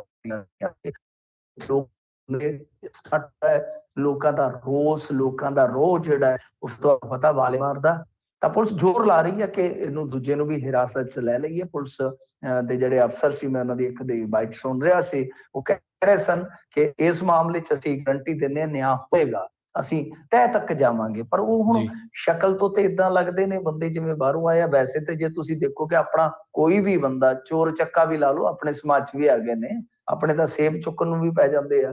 ਤਾਂ ਗੱਲ ਇਹ ਆ ਕਿ ਚੋਰ ਚੱਕੇ ਤੇ ਹੈਗੇ ਆ, ਪਰ ਆਪਣੇ ਤਾਂ ਹਰੇਕ ਬੰਦੇ ਨੂੰ ਪਤਾ ਹੁੰਦਾ ਕਿ 4 ਵਜੇ ਬਾਬਾ ਬੋਲ ਪੈਂਦਾ ਹੈ। ਆਪਾਂ ਆਮ ਇਹੀ ਗੱਲ ਕਹਿੰਦੇ ਆ ਨਾ ਪਿੰਡਾਂ 'ਚ ਕਿ 4 ਵਜੇ ਬਾਬਾ ਬੋਲ ਪੈਂਦਾ ਹੈ।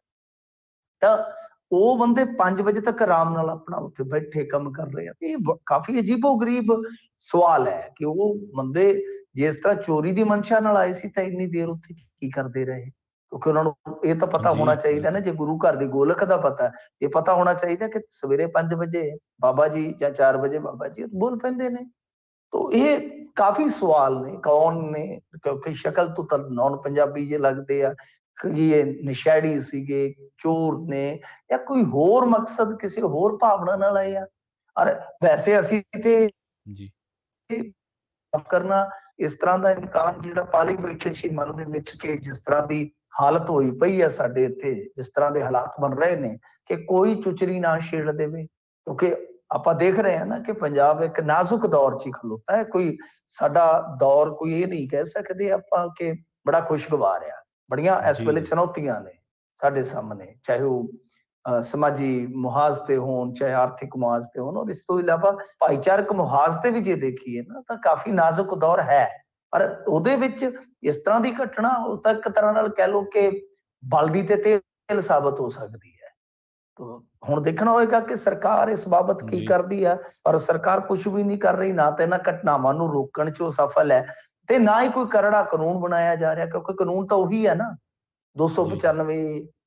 ਤਾਂ ਕੋਈ ਕਰੜਾ ਕਾਨੂੰਨ ਹੋਵੇ, ਕੁਝ ਮਿਸਾਲੀ ਸਜ਼ਾਵਾਂ ਜਾਣ, ਸੱਤਾ ਬੇਨਕਾਬ ਹੋ, ਕੁਝ ਤਾਂ ਪਤਾ ਤਾਂ ਲੱਗੇ ਨਾ ਕਿ ਸਾਰਾ ਸਿਲਸਿਲਾ ਪਿਛਲੇ 7-8 ਸਾਲ ਤੋਂ ਕਿਉਂ ਇੰਨਾ ਜ਼ਿਆਦਾ ਚੱਲ ਰਿਹਾ ਤੇ ਹਰ ਵਾਰੀ ਫਿਰ ਉਹੀ ਗੱਲ ਕਿ ਗੁਰੂ ਘਰਾਂ ਦੇ ਵਿੱਚ ਕਿਵੇਂ ਆ ਪੈਂਦੇ ਨੇ। ਔਰ ਇੱਕ ਵੱਡੀ ਗੱਲ ਇਹ ਹੈ ਕਿ ਸੀਸੀਟੀਵੀ ਤਾਂ ਸੀਗੇ ਪ੍ਰਵੀਨ ਜੀ, ਪਰ ਸੀਸੀਟੀਵੀ ਰਾਤ ਨੂੰ ਕੋਈ ਦੇਖ ਹੀ ਨਹੀਂ ਸੀ ਰਿਹਾ, ਚੈੱਕ ਨਹੀਂ ਸੀ ਕਰ ਰਿਹਾ। ਵੀ ਇੱਕ ਵੇਖਣ ਵਾਲੀ ਗੱਲ ਹੈ ਨਾ ਕਿ ਸੀਸੀਟੀਵੀ ਲਾਉਣ ਦਾ ਤਾਂ ਤਦ ਹੀ ਫਾਇਦਾ ਹੈ ਨਾ ਕਿ ਘਟਨਾ ਅੰਜਾਮ ਦੇਣ ਤੋਂ ਪਹਿਲਾਂ ਹੀ ਰੋਕੀ ਜਾ ਸਕੇ। ਜੀ ਜੀ ਜੀ ਜੀ ਮਿੰਟੂ ਜੀ, ਅਗਲੀ ਖਬਰ ਦੇ ਵੱਲ ਵਧੀਏ ਤੇ ਗੱਲ ਕਰੀਏ ਕਾਂਗਰਸ ਦੀ। ਕਾਂਗਰਸ ਦਾ ਇੱਕ ਹੋਰ ਸਾਬਕਾ ਮੰਤਰੀ ਤੇ ਵੈਟਰਨ ਆਗੂ ਰਡਾਰ ਤੇ ਹੈ ਜੀ ਹੁਣ। ਹਾਂਜੀ ਦੇਖੋ, ਕਾਂਗਰਸੀਆਂ ਦੀ ਤਾਂ ਹੁਣ ਇਹੀ ਹੈ ਕਿ ਮਹੀਨੇ 20 ਦਿਨਾਂ ਬਾਅਦ ਕਿਸੇ ਨਾ ਕਿਸੇ ਦੀ ਸ਼ਾਮਤ ਆ ਜਾਂਦੀ ਹੈ। ਕਹਾਣੀ ਇਹੀ ਹੈ। ਹੁਣ ਬ੍ਰਹਮ ਮਹਿੰਦਰਾ ਨੂੰ ਪੁੱਛਗਿੱਛ ਵਾਸਤੇ ਤਲਬ ਕੀਤਾ ਗਿਆ। ਦੱਸਦੇ ਆ ਕਿ ਜੋ ਖਬਰਾਂ ਨੇ ਉਹਦੇ ਮੁਤਾਬਕ ਕਿ ਜਾਇਦਾਦ ਤੋਂ ਇਹ ਸਾਰਾ ਸੂੜੀ ਵਾਲਾ ਕੰਮ ਹੁੰਦਾ। ਤੁਹਾਨੂੰ ਪਤਾ ਕਿ ਇਨਕਮ ਘੱਟ ਹੈ, ਜਾਇਦਾਦ ਵੱਧ ਹੈ। ਹਾਂਜੀ ਹਾਂਜੀ। ਇੱਥੇ ਆਮ ਜਿਵੇਂ ਲੋਕਾਂ ਨੂੰ ਇਹ ਫਿਕਰ ਹੁੰਦਾ ਨਾ ਕਿ ਆਮਦਨੀ ਘੱਟ ਆ, ਖਰਚਾ ਜ਼ਿਆਦਾ, ਆਮਦਨੀ 98 ਖਰਚ ਰੁਪਈਆ। ਤਾਂ ਇੱਥੇ ਇਹ ਫਿਕਰ ਹੁੰਦਾ ਹੈ ਕਿ ਆਮਦਨੀ ਤੇ ਅਸੀਂ ਕਾਗਜ਼ਾਂ 'ਚ ਇੰਨੀ ਵਿਖਾਈ ਹੈ, ਜਾਇਦਾਦ ਦੀ ਫਿਕਰ ਉਲਟਾ ਹੋ ਜਾਂਦਾ ਇੱਥੇ। ਤਾਂ ਖੈਰ ਇਹ ਪੁੱਛਗਿੱਛ ਹੁਣ ਇਸ ਬਿਆਨ ਤੇ ਹੋਏਗੀ, ਇਸ ਆਧਾਰ ਤੇ ਹੋਏਗੀ ਕਿ ਹਾਂ ਬਈ ਤੁਸੀਂ ਆਪਣੀ ਆਮਦਨ ਦੇ ਅਨੁਸਾਰ ਹੀ ਜਾਇਦਾਦ ਬਣਾਈ ਹੈ ਜਾਂ ਵੱਧ ਘੱਟ ਹੈ। ਇਸ ਤੋਂ ਇਲਾਵਾ ਵੈਸੇ ਤੇ ਜੇ ਤੁਸੀਂ ਭੁੱਲੇ ਨਾ ਹੋਵੋ ਤਾਂ ਬ੍ਰਹਮ ਮਹਿੰਦਰਾ ਤੇ ਇੱਕ ਵਾਰੀ ਦੋਸ਼ ਲਾਏ ਸਨ ਬੈਂਸ ਨੇ। ਬੈਂਸ ਨੇ ਦੋਸ਼ ਲਾਏ ਸਨ ਗੜਬੜੀ ਦੇ ਕਥੇ ਤੌਰ ਤੇ। ਤਾਂ ਪਰ ਬਾਅਦ ਦੇ ਵਿੱਚ ਹੋਇਆ ਕੀ ਸੀਗਾ ਕਿ ਬੈਂਸ ਨੂੰ ਇਹਨਾਂ ਨੇ ਮਾਣਹਾਨੀ ਕੇਸ ਦੇ ਵਿੱਚ ਨੱਥ ਲਿਆ। ਮਾਮਲਾ ਜਿਹੜਾ ਫਿਰ ਮੁੜ ਕੇ ਠੱਪ ਹੋ ਗਿਆ ਸੀਗਾ। ਤਾਂ ਖੈਰ ਹੁਣ ਨਾਲ ਇੱਕ ਜਿਹੜੇ ਦੂਸਰੇ ਇਹਨਾਂ ਦੇ ਹੈਗੇ ਨੇ ਵਿਧਾਇਕ ਪਾੜਾ, ਵਰਿੰਦਰਮੀਤ ਸਿੰਘ ਜੀ ਪਾੜਾ, ਇਹਨਾਂ ਦੀ ਵੀ ਸ਼ਾਮਤ ਆਈ ਪਈ ਆ। ਇਹਨਾਂ ਨੂੰ ਵੀ ਬੁਲਾਇਆ ਗਿਆ ਵਿਜੀਲੈਂਸ ਵੱਲੋਂ। ਤਾਂ ਓਪੀ ਸੋਨੀ ਹੋ ਕੇ ਗਏ, ਉਹ ਤਾਂ ਹਾਲੇ ਥੋੜੇ ਦਿਨ ਪਹਿਲਾਂ ਹੀ ਆਏ ਸਨ। ਉਤੋਂ ਇੱਕ ਹੋਰ ਬਜ਼ੁਰਗ ਆਗੂ ਦੀ ਵਾਰੀ ਆ ਗਈ ਹੈ ਤੇ ਨਾਲ ਇੱਕ ਵਿਧਾਇਕ ਦੀ ਵੀ। ਤਾਂ ਇਹਦਾ ਮਤਲਬ ਇਹ ਹੈ ਕਿ ਇਹ ਸਿਲਸਿਲਾ ਜਿਹੜਾ ਹਾਲੇ ਚੱਲੇਗਾ। ਕਾਂਗਰਸੀਆਂ ਵਾਸਤੇ ਤਾਂ ਬਸ ਉਹ ਜਿਵੇਂ ਛੋਟੇ ਹੁੰਦੇ ਆਪਾਂ ਖੇਡਦੇ ਨਾ ਭੰਡਾ ਭੰਡਾਰੀਆ ਕਿੰਨਾ ਕੁ ਭਾਰ, ਇੱਕ ਮੁੱਠ ਚੱਕ ਦੂਜੀ ਤਿਆਰ। ਇੱਥੇ ਤਾਂ ਹਾਲਾਤ ਤਕਰੀਬਨ ਵੈਸੇ ਹੀ ਵੈਸੇ ਆ ਕਿ ਬਈ ਕੋਈ ਆਈ ਜਾਂਦਾ, ਕੋਈ ਜਾਈ ਜਾਂਦਾ। ਉਹ ਇੱਕ ਨੂੰ ਸਾਂਭਦੇ ਆ ਕਿ ਹਾਂ ਨਹੀਂ ਇਹਦੇ ਨਾਲ ਧੱਕਾ ਹੋ ਗਿਆ ਤਾਂ ਦੂਜਾ ਜਦ ਨੂੰ ਤਿਆਰ ਹੋ ਜਾਂਦਾ ਹੈ। ਹਾਂਜੀ ਬਿਲਕੁਲ। ਹਾਂ ਬਿਲਕੁਲ ਮਿੰਟੂ ਜੀ, ਇਹ ਵੀ ਚਰਚਾ ਵੀ ਚਲੋ ਜਿਵੇਂ ਤੁਸੀਂ ਦੱਸ ਕੇ ਹਟੇ ਆ ਵੀ ਇਹ ਕਈਆਂ ਦੀ ਤਾਂ ਸ਼ਾਮਤਾ ਹੀ ਰਹਿੰਦੀ ਹੈ ਤੇ ਆਏ ਹਫ਼ਤੇ ਜਾਂ 15 ਦਿਨਾਂ ਬਾਅਦ ਕਿਸੇ ਨਵੇਂ ਕਾਂਗਰਸੀ ਦਾ ਨਾਂ ਆ ਜਾਂਦਾ ਹੈ। ਪਰ ਵੈਸੇ ਇੱਕ ਚਰਚਾ ਇਹ ਵੀ ਹੈ ਮਿੰਟੂ ਜੀ, ਅੱਜ ਇੱਕ ਰਿਪੋਰਟ ਪੜ੍ਹੀ ਜਿਹਦੇ ਵਿੱਚ ਲਿਖਿਆ ਸੀਗਾ ਵੀ ਕਈ ਕਾਂਗਰਸੀ ਆਗੂ ਤੇ ਕਈ ਅਫਸਰ ਵਿਦੇਸ਼ੀ ਉਡਾਰੀ ਮਾਰੀ ਬੈਠੇ ਆ। ਜਿਵੇਂ ਰਾਜਪੁਰਾ ਦੇ ਵਿੱਚ ਕੰਬੋਜ ਵਿਧਾਇਕ ਕੰਬੋਜ ਹਰਦਿਆਲ ਸਿੰਘ ਕੰਬੋਜ, ਜਿਨ੍ਹਾਂ ਦੇ ਪੱਤਰਕਾਰ ਨੇ ਖੁਦਕੁਸ਼ੀ ਨੋਟ ਦੇ ਵਿੱਚ ਨਾਂ ਵੀ ਲਿਖਿਆ ਉਹਨਾਂ ਦਾ ਵੀਡੀਓ ਦੇ ਵਿੱਚ, ਉਹ ਆਪਦੇ ਪੁੱਤਰ ਸਮੇਤ ਵਿਦੇਸ਼ ਜੀ ਬੈਠੇ ਆ। ਸਾਬਕਾ ਮੁੱਖ ਮੰਤਰੀ ਚੰਨੀ ਸਾਹਿਬ ਵਿਦੇਸ਼ ਬੈਠੇ ਆ, ਮਦਨ ਲਾਲ ਜਲਾਲਪੁਰ ਵਿਦੇਸ਼ ਬੈਠੇ ਆ, ਕੁਲਬੀਰ ਜੀਰਾ ਵਿਦੇਸ਼ ਬੈਠੇ ਆ। ਅਧਿਕਾਰੀਆਂ ਦੇ ਵਿੱਚ ਗੱਲ ਕਰੀਏ ਤਾਂ ਕਹਿੰਦੇ ਅਧਿਕਾਰੀ ਵੀ ਖੜੇ ਨਹੀਂ ਇੱਥੇ, ਉਹ ਵੀ ਜਿਹੜੇ ਰਕੇਸ਼ ਸਿੰਗਲਾ ਹੋ ਗਏ ਜਾਂ ਹੋਰ KBS ਸਿੱਧੂ ਹੋ ਗਏ, ਸਰਵੇਸ਼ ਕੌਸ਼ਲ ਹੋ ਗਏ, ਉਹ ਵੀ ਸਾਰੇ ਵਿਦੇਸ਼ ਬੈਠੇ ਆ। ਹੋਰ ਤਾਂ ਹੋਰ ਕਹਿੰਦੇ ਕੁਲਬੀਰ ਜੀਰਾ ਇਹਨਾਂ ਦੇ ਵਿਰੁੱਧ ਕੋਈ ਕੇਸ ਵੀ ਨਹੀਂ ਚੱਲ ਰਿਹਾ, ਪਰ ਬਾਵਜੂਦ ਇਹਦੇ ਵੀ ਵਿਦੇਸ਼ ਬੈਠੇ ਆ। ਸੋ ਇੰਨੀ ਦਹਿਸ਼ਤ ਆ ਨਹੀਂ ਕਾਂਗਰਸ ਦੇ ਦੇਖੋ, ਵਿੱਚ। ਹਾਂਜੀ ਜੀ, ਵਿਦੇਸ਼ ਤਾਂ ਚਲੋ ਕਿੰਨੀ ਕੁ ਦੇਰ ਬੈਠਣਗੇ, ਉਹ ਤਾਂ ਜੀ ਆਉਣਾ ਜੀ ਹੀ ਬਿਲਕੁਲ। ਪਵੇਗਾ। ਇੱਥੇ ਪ੍ਰਾਪਰਟੀ ਤਾਂ ਹੈ ਨਾ, ਨਹੀਂ ਤਾਂ ਪ੍ਰਾਪਰਟੀ ਅਟੈਚ ਕਰ ਦੋਗੇ ਉਹ, ਜੀ ਜਿਹੜਾ ਵੀ ਬੰਦਾ ਨਾ ਆਏਗਾ। ਪ੍ਰਾਪਰਟੀ ਤਾਂ ਇੱਥੇ ਰਹਿਣੀ ਹੈ, ਪ੍ਰਾਪਰਟੀ ਤਾਂ ਇਹ ਨਾਲ ਚੱਕ ਕੇ ਨਹੀਂ ਲੈ ਆਣਗੇ ਜਹਾਜ਼ ਤੋਂ। ਜੀ ਪਰ ਗੱਲ ਇਹ ਹੈ ਕਿ ਚਲੋ ਠੀਕ ਹੈ, ਕੰਮ ਵੀ ਹੁੰਦੇ ਨੇ ਕਿਸੇ ਨੂੰ, ਮਤਲਬ ਕਿ ਇਹਨਾਂ ਦੇ ਜ਼ਿਆਦਾ ਵਰਤਾ ਬਾਹਰ ਹੋ ਸਕਦੇ, ਅਸੀਂ ਨਹੀਂ ਕਹਿੰਦੇ। ਪਰ ਗੱਲ ਇਹ ਆ ਕਿ ਜੇ ਤੁਸੀਂ ਪਾਕ ਸਟਾਫ ਹੋ ਤਾਂ ਸਮਨਿੰਗ ਜਿੱਥੋਂ ਜਦੋਂ ਵੀ ਹੁੰਦੀ ਹੈ, ਜਿੱਥੋਂ ਵੀ ਸਟਾਰਟ ਹੁੰਦੀ ਹੈ, ਜਾ ਕੇ ਤੁਸੀਂ ਇਨਵੈਸਟੀਗੇਸ਼ਨ ਜੁਆਇਨ ਕਰੋ। ਜੇ ਵਾਰ-ਵਾਰ ਬਹਾਨੇ ਬਣਾਏ ਜਾ ਰਹੇ ਤਾਂ ਫਿਰ ਤਾਂ ਮਾਮਲਾ ਸ਼ੱਕੀ ਹੋਏਗਾ ਹੀ ਹੋਏਗਾ। ਔਰ ਦੂਜੀ ਗੱਲ ਇਹ ਹੈ ਕਿ ਆਹੀ ਤੇ ਇੱਕ ਰੌਲੇ ਦਾ ਸਬੱਬ ਹੈ ਨਾ, ਕਿ ਬਾਹਰ ਨੂੰ ਕਿਉਂ ਭੱਜਦੇ ਨੇ ਇਹ ਤਾਂ ਕਹਿੰਦੇ ਨੇ ਸੇਵਾ ਅਸੀਂ ਇੱਥੇ ਕਰਨੀ ਹੈ, ਤਾਂ ਇੱਥੇ ਟਿਕਾਣੇ ਬਾਹਰ ਬਣਾਈ ਬੈਠੇ ਨੇ। ਵੱਡੀ ਗੱਲ ਤੇ ਇਹ ਹੈ ਨਾ ਕਿ ਹੁਣ ਤਾਂ ਕਾਰੋਬਾਰਾਂ 'ਚ ਵੀ ਪੈਸਾ ਲੱਗ ਰਿਹਾ। ਦੋਸ਼ ਇਹ ਹੈ ਕਿ ਇੱਧਰੋਂ ਵੱਢ ਕੇ ਮਤਲਬ ਕਿ ਖੁਰਚ ਕੇ ਤੇ ਸਾਰਾ ਕੁਝ ਉਧਰ ਨੂੰ ਲੈ ਜਾਂਦੇ ਨੇ, ਕਰੋੜ ਕੇ ਸਾਰਾ ਕੁਝ ਲਾ ਕੇ ਤੇ ਉੱਥੇ ਬਾਹਰਲੇ ਮੁਲਕ 'ਚ ਲੈ ਜਾਂਦੇ ਆ। ਜੀ ਇਹ ਹੁਣ ਵੇਖਣ ਵਾਲੀ ਗੱਲ ਹੈ। ਚਲੋ ਅਸੀਂ ਨਹੀਂ ਕਹਿੰਦੇ ਵੀ ਸਾਰੇ ਕੁਝ ਮਤਲਬ ਕਿ ਇਸ ਡਰੋਂ ਗਏ ਨੇ, ਕੁਝ ਆਪਦਾ ਵਰਤਾ ਲਈ ਗਏ ਹੋ ਸਕਦੇ ਆ।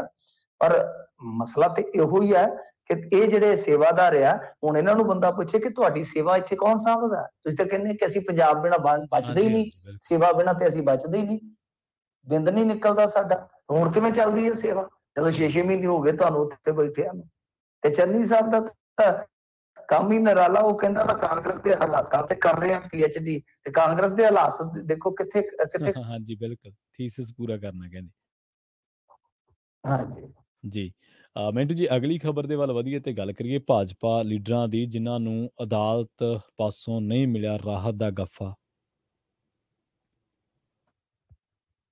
ਦੇਖੋ, ਇਹ ਮਾਮਲਾ ਜਿਹੜਾ ਸੀਗਾ ਨਾ, ਉਹ ਇੱਕ ਕੇਸ ਦੇ ਨਾਲ ਸੰਬੰਧਿਤ ਹੈ। ਭਾਜਪਾ ਦੇ 11 ਜਿਹੜੇ ਸਰ 11 ਕੇ ਕੁਛ ਇਹਦੀ ਕੋਈ ਗਿਣਤੀ ਸੀਗੀ ਨੇਤਾਵਾਂ ਦੀ, ਮੈਂ ਦੱਸਦਾ ਐਗਜ਼ੈਕਟ 15 ਜੀ 15 ਨੇਤਾਵਾਂ ਨੇ ਇਹ ਦੱਸਿਆ ਸੀਗਾ ਕਿ ਬਈ ਸਾਡੇ ਤੇ ਜਿਹੜਾ ਹੈਗਾ ਉਹ ਇੱਕ ਦੋਸ਼ ਹੈ। ਦੋਸ਼ ਕਾਹਦਾ ਹੈ ਇਹਨਾਂ ਤੇ? ਮਤਲਬ ਕਿ ਦੋਸ਼ ਇਸ ਗੱਲ ਦਾ ਸੀਗਾ ਕਿ ਇਹਨਾਂ ਨੇ CM ਦੇ ਰਹਿائش ਦਾ ਘਰਾਓ ਕੀਤਾ ਹੈ ਤੇ ਕੇਸ ਚੱਲਦਾ ਹੈ। ਤੇ ਇਹ ਜਦੋਂ ਫਿਰ ਗਏ ਕੋਰਟ ਦੇ ਵਿੱਚ, ਕੋਰਟ 'ਚ ਜਾ ਕੇ ਇਹਨਾਂ ਨੇ ਗੁਜ਼ਾਰਿਸ਼ ਕੀਤੀ ਅਦਾਲਤ ਨੂੰ ਕਿ ਹਾਂ ਜੀ, ਸਾਨੂੰ ਜ਼ਿਲ੍ਹਾ ਅਦਾਲਤ ਦੇ ਵਿੱਚ ਜਾ ਕੇ ਗੱਲ ਕਹਿੰਦੇ ਨੇ ਕਿ ਹੇਠਲੀ ਅਦਾਲਤ ਨੇ ਬਾਈ ਨਾਮਜ਼ਦ ਕਰ ਲਿਆ ਕੇਸ ਦੇ ਵਿੱਚ। 188 ਦਾ ਮਾਮਲਾ ਸੀਗਾ। ਇਹ ਗੱਲ ਹੈਗੀ ਆ 21 ਅਗਸਤ 2020 ਨੂੰ। ਤੇ 15 ਭਾਜਪਾਈ ਜਿਹੜੇ ਆਗੂ ਸੀ, ਇਹਨਾਂ ਨੂੰ IPC ਦੀ ਧਾਰਾ ਹੁੰਦੀ 188 ਜਿਹਦੇ ਤਹਿਤ ਅੱਜ ਤੁਸੀਂ ਦੇਖਦੇ ਹੋਗੇ ਅਸਲੇ ਉਸਲੇ ਵਾਲੇ ਕੇਸ ਵੀ ਬੜੇ ਦਰਜ ਕੀਤੇ ਜਾਂਦੇ ਜੀ। ਤਾਂ ਇਹਨਾਂ ਤੇ ਜਦੋਂ ਇਹ ਕਾਰਵਾਈ ਹੋ ਗਈ ਤਾਂ ਇਹਨਾਂ ਨੇ ਉਤਲੀ ਅਦਾਲਤ ਦਾ ਰੁਖ ਕੀਤਾ ਕਿ ਸਾਨੂੰ ਇਹਨਾਂ ਚੋਂ ਦੋਸ਼ ਮੁਕਤ ਕਰ ਦਿੱਤਾ ਜਾਵੇ, ਕਿਉਂਕਿ ਚਾਰਜਸ਼ੀਟ ਹੋ ਗਏ ਨਾ, ਚਾਰਜ ਹੋ ਗਿਆ ਚਾਰਜਸ਼ੀਟ ਦੇ ਵਿੱਚ। ਤਾਂ ਫਿਰ ਉੱਥੇ ਸੁਪਰੀਮ ਕੋਰਟ ਦੇ ਹੁਕਮਾਂ ਨੂੰ ਆਧਾਰ ਬਣਾ ਕੇ ਅਦਾਲਤ ਨੇ ਇਹਨਾਂ ਦੀ ਜਿਹੜੀ ਇਹ ਪਟੀਸ਼ਨ ਸੀ ਉਹ ਰੱਦ ਕਰ ਦਿੱਤੀ। ਇਹਦਾ ਮਤਲਬ ਕਿ ਹੁਣ ਕੇਸ ਚੱਲੇਗਾ ਇਹਨਾਂ ਦੇ, ਕੇਸ ਚੱਲੇਗਾ। ਤੇ ਕੇਸ ਜਿਹੜਾ ਹੈ ਉਹ ਹੁਣ ਜੇ ਰੁਕਵਾਉਣਾ ਇਹਨਾਂ ਨੇ ਤਾਂ ਹਾਈ ਕੋਰਟ ਦਾ ਰੁਖ ਕਰਨਾ ਪਵੇਗਾ। ਵੈਸੇ ਇਸ ਧਾਰਾ ਦੇ ਤਹਿਤ ਜੇ ਤੁਸੀਂ ਦੇਖੋਗੇ ਤਾਂ ਖਾਸੇ ਲੀਡਰ ਜਿਹੜੇ ਆ ਉਹ ਨਾਮਜ਼ਦ ਨੇ ਇਹਦੇ ਵਿੱਚ। ਜੇ ਤੁਸੀਂ ਵੇਖੋਗੇ ਤਾਂ ਜੋ ਉਸ ਟਾਈਮ ਮਹਾਮਾਰੀ ਵਾਲਾ ਐਕਟ ਚੱਲਦਾ ਸੀਗਾ, ਉਦੋਂ ਵੀ ਬੜੇ ਪਰਚੇ ਹੋਏ ਨੇ ਲੀਡਰਾਂ ਦੇ, ਤਾਂ ਪਰਚੇ ਬਹੁਤ ਨੇ। ਤਾਂ ਇਹਨਾਂ ਨੂੰ ਭਾਜਪਾ ਵਾਲਿਆਂ ਨੂੰ ਕੋਈ ਰਾਹਤ ਨਹੀਂ ਮਿਲੀ, ਤਾਂ ਯਾਨੀ ਹਾਲ ਦੀ ਘੜੀ ਤਾਂ ਇਹਨਾਂ ਤੇ ਕੇਸ ਚੱਲੇਗਾ। ਉੱਤੇ ਹੁਣ ਜਾਣ ਕੇ ਹਾਈ ਕੋਰਟ ਦੇ ਵਿੱਚ ਜਾ ਸਕਦੇ, ਉਹ ਆਪਸ਼ਨ ਹੋਏਗਾ। ਉਹਨੂੰ ਇਸਤੇਮਾਲ ਕਰਦੇ ਨੇ ਕਿ ਨਹੀਂ, ਉਹ ਵੇਖਣ ਵਾਲੀ ਗੱਲ ਹੋਏਗੀ। ਇਹ ਜਿਹੜੇ ਨੇਤਾ ਹੈਗੇ ਨੇ ਉਹਦੇ 'ਚ ਤੁਸੀਂ ਦੇਖ ਸਕਦੇ ਹੋ ਕਿ ਤੀਕਸ਼ਣ ਸੂਦ ਆ, ਅਰਵਿੰਦ ਮਿੱਤਲ, ਮਦਨ ਮੋਹਨ ਮਿੱਤਲ, ਇਹ ਤਾਂ ਅਕਾਲੀ ਦਲ 'ਚ ਆ ਗਏ ਸਨ। ਵਿਜੇ ਸਾਂਪਲਾ, ਸਾਂਪਲਾ ਬਹੁਤ ਵੱਡਾ ਨੇਤਾ, ਅਰੁਣ ਨਾਰੰਗ ਅਬੋਰ ਵਾਲਾ ਜਿਹਦੀ ਮਲੋਟ ਚ ਕੁੱਟਮਾਰ ਹੋਈ ਸੀਗੀ, ਮਾਸਟਰ ਮੋਹਨ ਲਾਲ ਇਹ ਵੀ ਵੈਟਰਨ ਆਗੂ, ਮਨੋਰੰਜਨ ਕਾਲੀਆ, ਡਾਕਟਰ ਬਲਦੇਵ ਚਾਵਲਾ, ਅਸ਼ਵਨੀ ਕੁਮਾਰ, ਤਰੁਣ ਚੁਗ, ਸਰਜੀਤ ਜੈਨੀ, ਕੇਡੀ ਭੰਡਾਰੀ, ਔਰਨੇਸ਼ ਸ਼ੱਕਰ, ਇਸ ਤੋਂ ਇਲਾਵਾ ਸੁਭਾਸ਼ ਸ਼ਰਮਾ, ਮਲਵਿੰਦਰ ਸਿੰਘ ਕਾਂਗੇ ਤੇ ਹੁਣ ਆ ਗਏ ਨਾ ਆਮ ਆਦਮੀ ਪਾਰਟੀ ਚ ਆ ਗਏ ਆ ਜੀਵਨ ਗੁਪਤਾ। ਹੁਣ ਅਰਜੀਤ ਗਰੇਵਾਲ ਕਿੱਥੇ ਰਹਿ ਗਿਆ, ਉਦੋਂ ਕਿੱਥੇ ਸੀਗਾ ਜੀ।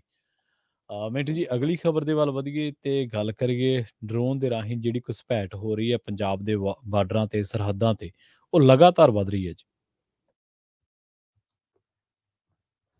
ਦੇਖੋ ਇਹ ਘੁਸਪੈਠ ਤਾਂ ਵਾਕਿਆ ਹੈਰਾਨ ਕਰਦੀ ਆ। ਇੱਕ ਦਿਨ ਇਹ ਡਰੋਨ ਜਿਹਾ ਚੱਕੀ ਫਿਰਦੇ ਸੀਗੇ, ਉਹ ਤੇ ਐਡਾ ਜਿਵੇਂ 2 ਟੋਕਰੇ ਜੋੜ ਦਈਏ ਨਾ ਐਡਾ, ਤੇ ਮੈਨੂੰ ਉਮੀਦ ਹੈ ਵੀ ਉਹ ਤਾਂ ਕੋਈ 5-10 ਕਿਲੋ ਤੇ ਘੱਟੋ ਘੱਟ ਲੈ ਜਾਂਦਾ ਹੋਣਾ ਹੈਰੋਇਨ। ਤਾਂ ਇੰਨੇ ਵੱਡੇ ਵੱਡੇ ਬਣਾਈ ਕਿੱਥੋਂ ਜਾਂਦੇ ਨੇ, ਸਮਝ ਤੋਂ ਪਰੇ ਦੀ ਗੱਲ ਆ। ਇਹ ਤਾਂ ਉਹਦੇ ਹੁੰਦੇ ਨੇ ਜਗਾੜ ਜੇ, ਤੇ ਉਹ ਵਿੱਚ ਕਹਿੰਦੇ ਕਿ ਬੰਨੀ ਹੁੰਦੀ ਹੈ ਹੈਰੋਇਨ, ਇਹ ਆਉਂਦੇ ਆ। ਇਹਨਾਂ ਨੇ ਕੁਝ ਡੇਗੇ ਵੀ ਆ, ਪਰ ਬਹੁਤ ਜ਼ਿਆਦਾ ਹੋ ਗਿਆ ਕੰਮ ਹੁਣ ਤਾਂ, ਬਹੁਤ ਜ਼ਿਆਦਾ। ਅਸੀਂ ਤੜਕੇ ਜਦੋਂ ਉੱਠਦੇ ਆ ਕੋਈ ਨਾ ਕੋਈ ਖਬਰ ਚੱਲ ਰਹੀ ਹੁੰਦੀ ਹੈ ਕਿ ਫਲਾਣੇ ਪਾਸੇ ਅੱਜ ਫਲਾਣੇ ਪਾਸਿਓਂ ਵੜ ਗਿਆ, ਜਿਵੇਂ ਮਤਲਬ ਕਿ ਫਾਜ਼ਿਲਕਾ ਤੋਂ ਲੈ ਕੇ ਤੇ ਪਤਾ ਹੀ ਨਹੀਂ ਉਹ ਪਠਾਨਕੋਟ ਤੱਕ ਕਿਧਰੋਂ ਕੀ ਹਿਸਾਬ ਕਿਤਾਬ ਚੱਲੀ ਜਾਂਦਾ। ਤਾਂ ਪੰਜਾਬ ਚ ਦੱਸਦੇ 81% ਡਰੋਨ ਦੀ ਜਿਹੜੀ ਮੂਵਮੈਂਟ ਆ ਉਹ 1 ਸਾਲ ਦੇ ਵਿੱਚ ਜਿਹੜੀ ਹੈ ਉਹ ਵਧੀ ਆ। 235 ਤੋਂ ਜ਼ਿਆਦਾ ਵਾਰ ਇਹ ਘੁਸਪੈਠ ਜਿਹੜੀ ਹੋਈ ਹੈ। 18 ਵਾਰ ਇਹਨਾਂ ਨੇ ਉਹ ਡਿੱਗਿਆ। ਮੈਂ ਜਿਵੇਂ ਤੁਹਾਨੂੰ ਦੱਸਿਆ ਕਿ ਬਹੁਤ ਸਾਰੇ ਡਿੱਗੇ ਜਾ ਰਹੇ ਆ, ਪਰ ਇਹ ਜ਼ਿਆਦਾਤਰ ਜਿਹੜੇ ਆ ਖੁਦ ਵੀ ਡਿੱਗ ਪੈਂਦੇ ਆ। ਕਈ ਵਾਰ ਕੀ ਹੁੰਦਾ ਹੈ ਕਿ ਬੈਟਰੀ ਖਰਾਬ ਹੋ ਜਾਂਦੀ। ਦੱਸਦੇ ਆ ਕਿ 30 ਦੇ ਕਰੀਬ ਇਸ ਤਰ੍ਹਾਂ ਦੇ ਡਰੋਨ ਸੀ ਜਿਨ੍ਹਾਂ ਦੀ ਬੈਟਰੀ ਖਤਮ ਹੋ ਗਈ ਜਾਂ ਖਰਾਬ ਹੋ ਗਈ, ਉਹ ਆਪਣੇ ਆਪ ਵੀ ਡਿੱਗ ਪਿਆ। ਤਾਂ ਤਰਨਤਾਰਨ ਦੇ ਵਿੱਚ ਤਾਂ ਦੱਸਦੇ ਕਿ ਇੱਕ ਹੀ ਰਾਤ ਦੇ ਵਿੱਚ 3 ਡਰੋਨ ਜਿਹੜੇ ਆ ਵੜਨ ਦਾ ਯਤਨ ਕਰ ਰਹੇ ਸਨ ਇੰਡੀਅਨ ਟੈਰੀਟਰੀ ਦੇ ਵਿੱਚ। ਤਾਂ ਇਸ ਤਰ੍ਹਾਂ ਇੱਕ ਇਹਨਾਂ ਨੇ ਡੇਗ ਦਿੱਤਾ, 2 ਪਤਾ ਨਹੀਂ ਉਹ ਵਾਪਸ ਚਲੇ ਗਏ ਜਾਂ ਕਿਤੇ ਆਸੇ ਪਾਸੇ ਡਿੱਗੇ ਹੋਣਗੇ। ਤਾਂ ਇਹ ਬਹੁਤ ਜ਼ਿਆਦਾ ਘੁਸਪੈਠ ਹੈ ਇਹਨਾਂ ਦਿਨਾਂ ਦੇ ਵਿੱਚ। ਤੋ ਹੁਣ ਦੇਖੋ ਗੱਲ ਕੀ ਹੈ ਕਿ ਇਹਨਾਂ ਨੂੰ ਚਾਹੀਦਾ ਕਿ ਆਪਣੇ ਜਿਹੜੇ ਰਡਾਰ ਨੇ ਜਾਂ ਐਂਟੀ ਡਰੋਨ ਗਨ ਹੁੰਦੀ ਹੈ ਜਿਹੜੀ, ਉਹ ਦੇਣ ਇੱਥੇ ਕੁਛ ਨਾ ਕੁਛ ਤਾਂ ਕੁਛ ਪਵੇ। ਇਸ ਤੋਂ ਇਲਾਵਾ ਜੇ ਤੁਸੀਂ ਦੇਖੋਗੇ ਤਾਂ ਇਹ ਤਾਂ ਹੈ ਹੀ ਹੈ, ਡਰੋਨ ਦੇ ਜ਼ਰੀਏ ਬਲੈਕ ਦਾ ਇੱਕ ਨਵਾਂ ਮਤਲਬ ਕਿ ਰਸਤਾ ਤਾਂ ਇਹਨਾਂ ਨੇ ਚੁਣਿਆ ਹੀ ਚੁਣਿਆ। ਜੇ ਤੁਸੀਂ ਦੇਖੋ ਕਿ ਸ਼ਿਪ ਰਾਹੀਂ ਵੀ ਬਹੁਤ ਆ ਰਿਹਾ। ਹੁਣ ਤਾਂ ਸਾਡੇ ਇੱਥੇ ਹਵਾਈ ਜਿਹੜੇ ਅੱਡੇ ਆ ਉੱਥੇ ਵੀ ਬੜੀ ਬਰਾਮਦ ਹੋ ਗਈ ਆ ਕੋਕੀਨ ਵਗੈਰਾ, ਜਨਾਨੀਆਂ ਫੜੀਆਂ ਜਾ ਰਹੀਆਂ ਨੇ ਜਿਹੜੀਆਂ ਵਿਦੇਸ਼ੀ ਮੂਲ ਦੀਆਂ ਨੇ। ਤਾਂ ਮਤਲਬ ਕਿ ਸਾਰੇ ਪਾਸਿਓਂ ਡਰੱਗ ਇਸ ਤਰ੍ਹਾਂ ਡਿੱਗ ਰਿਹਾ ਹੈ ਕਿ ਜਿਸ ਤਰ੍ਹਾਂ ਕਿ ਮੰਡੀ ਤਾਂ ਬਸ 4 ਚਫੇਰੇ ਵਪਾਰੀ ਪੈ ਰਿਹਾ। ਕਿਉਂਕਿ ਆਪਾਂ ਗੁਜਰਾਤ ਬੰਦਰਗਾਹ ਦਾ ਵੀ ਦੇਖਿਆ, ਫਿਰ ਹੋਰ ਕੁਝ ਰਸਤੇ ਹੈਗੇ ਆ ਨਾਰਥ ਈਸਟ ਦੇ ਵਿੱਚੋਂ, ਕੁਝ ਰਸਤੇ ਆ। ਤਾਂ ਹਰੇਕ ਪਾਸਿਓਂ ਹੀ ਇੰਡੀਆ ਦੇ ਵਿੱਚ ਕਹਿ ਲਓ ਕਿ ਬਹੁਤ ਵੱਡੀ ਤਾਦਾਦ ਦੇ ਵਿੱਚ ਮਿਕਦਾਰ ਦੇ ਵਿੱਚ ਇਹ ਨਸ਼ਾ ਡਿੱਗ ਰਿਹਾ। ਤਾਂ ਪੰਜਾਬ ਦੇ ਵਿੱਚ ਤਾਂ ਹੁਣ ਇਹ ਹਾਲ ਆ ਕਿ ਅੱਜ ਸੁਪਰੀਮ ਕੋਰਟ ਨੇ ਵੀ ਆਖਿਆ ਇਸ ਤਰ੍ਹਾਂ ਜਵਾਨੀ ਬਚਣੀ ਜਵਾਨੀ ਜੀ। ਸੁਪਰੀਮ ਕੋਰਟ ਵੀ ਕਹਿ ਰਹੀ ਹੈ ਕਿ ਤੁਹਾਡੇ ਹਾਲਾਤ ਜਿਹੜੇ ਆ ਉਹ ਬਹੁਤ ਖਰਾਬ ਨੇ। ਜੀ। ਤੇ ਆਖਿਰ ਦੇ ਵਿੱਚ ਗੱਲ ਕਰੀਏ ਚੋਰ ਪੁਜਾਰੀ ਦੀ, ਮੋਹਾਲੀ ਪੁਲਿਸ ਨੇ ਫੜ ਹੀ ਲਿਆ ਜੀ ਫਿਰ ਇਹ ਜਿਹੜਾ ਪੁਜਾਰੀ ਚੋਰ ਸੀ। ਜੀ ਦੇਖੋ ਫੜਿਆ ਹੈ ਤੇ ਇਹਦੇ ਕੋਲੋਂ 1 ਕਰੋੜ ਦਾ ਗਹਿਣਾ ਗੱਟਾ ਫੜਿਆ ਗਿਆ ਮੌਕੇ ਤੇ। ਮਤਲਬ ਕਿ ਪੁਲਿਸ ਨੇ ਜਿਵੇਂ ਅੱਜ ਇਹਦੇ ਬਾਰੇ ਦੱਸਿਆ ਤਾਂ 1 ਕਰੋੜ ਤੇ ਕੁਛ ਇਹਨਾਂ ਨੇ ਦੱਸਿਆ ਵਾ ਕਿ ਜਿਹੜੀ ਨਗਦੀ ਮਤਲਬ ਕਿ 4-5 ਲੱਖ ਦੀ ਉਹ ਵੀ ਬਰਾਮਦ ਹੋਈ ਆ। ਚੋਰ ਕਰਦਾ ਕਿ ਪੂਰਾ ਅਥਰਾ ਸੀ ਇਹ ਤਾਂ। ਇਹਦਾ ਨਾਮ ਜਿਹੜਾ ਰਵੀ ਪੁਜਾਰੀ ਆ। ਦੱਸਦੇ ਕਿ 1.5 ਕਰੋੜ ਦਾ ਗਹਿਣਾ ਗੱਟਾ ਟੋਟਲ ਬਣਦਾ ਜਿਹੜਾ ਹੁਣ ਤੱਕ ਫੜਿਆ ਗਿਆ। ਦੱਸਦੇ ਕਿ ਬਹੁਤ ਸਾਰੀਆਂ ਚੋਰੀਆਂ ਜਿਹੜੀਆਂ ਉਹ ਟਰੇਸ ਹੋਣ ਦੀ ਉਮੀਦ ਹੈ। ਤੇ ਜਿਹੜਾ ਦੋਸ਼ੀ ਸੀ ਪੰਜੋਰ ਦੇ ਇੱਕ ਮੰਦਿਰ ਦੇ ਵਿੱਚ ਪੁਜਾਰੀ ਬਣ ਕੇ ਰਹਿ ਰਿਹਾ ਜੀ। ਇਹਨੂੰ ਕਹਿੰਦੇ ਆ ਮੂੰਹ ਸ਼ੇਖ ਫਰੀਦ ਦੇ ਬਗਲ ਦੇ ਵਿੱਚ ਏਟਾ।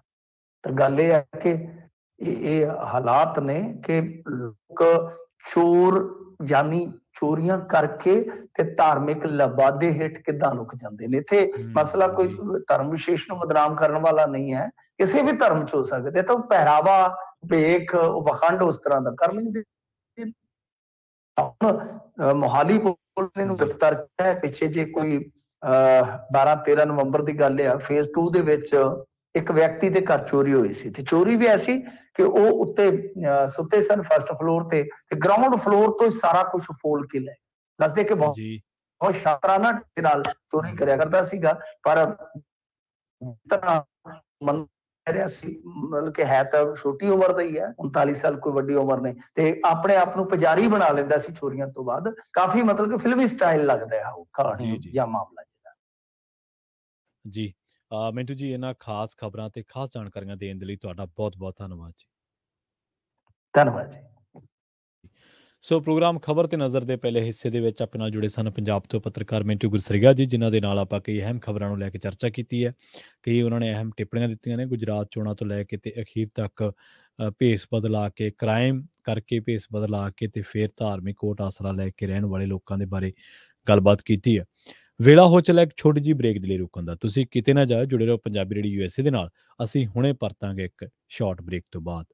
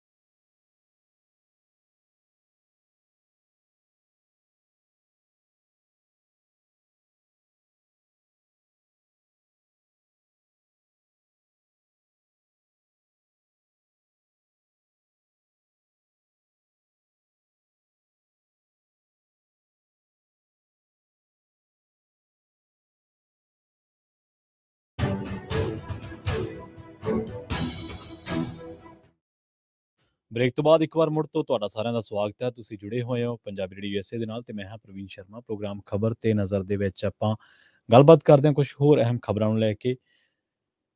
ਇਸ ਵੇਲੇ ਗੋਲਡੀ ਬਰਾੜ ਦੀ ਇੱਕ ਇੰਟਰਵਿਊ ਬੜੀ ਚਰਚਾ ਦੇ ਵਿੱਚ ਹੈ।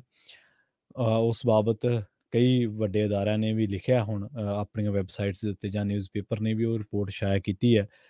ਉਹਦੇ ਵਿੱਚ ਕਿਹਾ ਗਿਆ ਹੈ ਕਿ ਪੰਜਾਬ ਦੇ ਮੁੱਖ ਮੰਤਰੀ ਭਗਵੰਤ ਮਾਨ ਵੱਲੋਂ ਸਿੱਧੂ ਮੂਸੇਵਾਲਾ ਦੇ ਕਤਲ ਦੀ ਸਾਜ਼ਿਸ਼ ਘੜਨ ਵਾਲੇ ਗੋਲਡੀ ਬਰਾੜ ਨੂੰ ਅਮਰੀਕਾ ਦੇ ਵਿੱਚ ਹਿਰਾਸਤ ਦੇ ਵਿੱਚ ਲੈਣ ਦੇ ਕੀਤੇ ਗਏ ਦਾਅਵੇ ਤੋਂ 2-3 ਦਿਨ ਮਗਰੋਂ ਗੈਂਗਸਟਰ ਨੇ YouTube ਤੇ ਦਿੱਤੀ ਇੰਟਰਵਿਊ ਦੇ ਵਿੱਚ ਦਾਅਵਾ ਕੀਤਾ ਹੈ ਕਿ ਉਹ ਨਾ ਤਾਂ ਕਿਸੇ ਕਸਟਡੀ ਦੇ ਵਿੱਚ ਹੈ ਤੇ ਨਾ ਹੀ ਉਸ ਨੂੰ ਹਿਰਾਸਤ ਦੇ ਵਿੱਚ ਲਿਆ ਗਿਆ। ਗੈਂਗਸਟਰ ਨੇ ਇਹ ਦਾਅਵਾ YouTube ਦੇ ਪੱਤਰਕਾਰ ਕੋਲੇ ਕੀਤਾ ਹੈ। ਇਸ ਵੀਡੀਓ ਦੀ ਹਾਲਾਂਕਿ ਕਈ ਮੀਡੀਆ ਅਦਾਰਿਆਂ ਨੇ ਪੁਸ਼ਟੀ ਨਹੀਂ ਕੀਤੀ। ਬਰਾੜ ਵੀਡੀਓ ਦੇ ਵਿੱਚ ਇਹ ਕਹਿੰਦਾ ਨਜ਼ਰ ਜ਼ਰੂਰ ਆਉਂਦਾ, ਸੁਣਿਆ ਜਾ ਸਕਦਾ ਕਿ ਉਸ ਨੂੰ ਹਿਰਾਸਤ ਦੇ ਵਿੱਚ ਲਏ ਜਾਣ ਦਾ ਮੁੱਖ ਮੰਤਰੀ ਭਗਵੰਤ ਮਾਨ ਦਾ ਦਾਅਵਾ ਸਰਾਸਰ ਗਲਤ ਹੈ। ਗੈਂਗਸਟਰ ਨੇ ਇਹ ਵੀ ਕਿਹਾ ਹੈ ਵੀ ਉਹ ਤਾਂ ਅਮਰੀਕਾ ਦੇ ਵਿੱਚ ਵੀ ਨਹੀਂ ਹੈ। ਬਰਾੜ ਦਾ ਇਹ ਵੀਡੀਓ ਮੁੱਖ ਮੰਤਰੀ ਭਗਵੰਤ ਮਾਨ ਦੇ ਲਈ ਵੱਡੀ ਨਮੋਸ਼ੀ ਹੈ ਕਿਉਂਕਿ ਉਹਨਾਂ ਨੇ ਗੁਜਰਾਤ ਦੇ ਵਿੱਚ ਮੀਡੀਆ ਦੇ ਰੂਬਰੂ ਹੁੰਦਿਆਂ ਉਪਰੋਕਤ ਦਾਅਵਾ ਕੀਤਾ ਸੀ। ਮੁੱਖ ਮੰਤਰੀ ਦੀ ਮੀਡੀਆ ਟੀਮ, ਜਿਸ ਦੇ ਵਿੱਚ ਪੰਜਾਬ ਦੇ ਕੁਝ IAS ਅਧਿਕਾਰੀ ਵੀ ਸ਼ਾਮਲ ਸਨ, ਉਹਨਾਂ ਨੇ ਪੱਤਰਕਾਰਾਂ ਨੂੰ ਕਿਹਾ ਸੀਗਾ ਕਿ ਉਹ ਇੱਕ ਅਹਿਮ ਪ੍ਰੈਸ ਕਾਨਫਰੰਸ ਕਰਨ ਦੇ ਲਈ ਤਿਆਰ ਰਹਿਣ, ਜਿਸ ਦੇ ਵਿੱਚ ਮੁੱਖ ਮੰਤਰੀ ਮਾਨ ਤਫਸੀਲ ਦੇ ਵਿੱਚ ਦੱਸਣਗੇ ਕਿ ਬਰਾੜ ਨੂੰ ਹਿਰਾਸਤ ਦੇ ਵਿੱਚ ਕਿਵੇਂ ਲਿਆ ਗਿਆ। ਮੁੱਖ ਮੰਤਰੀ ਭਗਵੰਤ ਮਾਨ ਦਾ ਇਹ ਦਾਅਵਾ ਮੂਸੇਵਾਲਾ ਕੇਸ ਦੇ ਵਿੱਚ ਪੰਜਾਬ ਪੁਲਿਸ ਦੇ ਲਈ ਇੱਕ ਹੋਰ ਝਟਕਾ ਹੈ ਕਿਉਂਕਿ ਜਦੋਂ ਕਿਸੇ ਲੋੜੀਂਦੇ ਭਾਰਤੀ ਅਪਰਾਧੀ ਨੂੰ ਵਿਦੇਸ਼ ਦੇ ਵਿੱਚ ਕਾਬੂ ਕੀਤਾ ਜਾਂਦਾ ਤਾਂ ਅਜਿਹੇ ਕੇਸਾਂ ਦੇ ਨਾਲ ਭਾਰਤ ਸਰਕਾਰ ਅਤੇ ਕੇਂਦਰੀ ਏਜੰਸੀਆਂ ਸਿੱਝਦੀਆਂ ਨੇ। ਇਸ ਤੋਂ ਪਹਿਲਾਂ ਦਿੱਲੀ ਵਿਸ਼ੇਸ਼ ਸੈੱਲ ਦੀ ਪੁਲਿਸ ਨੇ ਮੂਸੇਵਾਲਾ ਕਤਲकांड ਦੇ ਵਿੱਚ ਸ਼ਾਮਲ ਬਹੁਤ ਤੇ ਸ਼ੂਟਰਾਂ ਨੂੰ ਗ੍ਰਿਫਤਾਰ ਕੀਤਾ ਸੀ।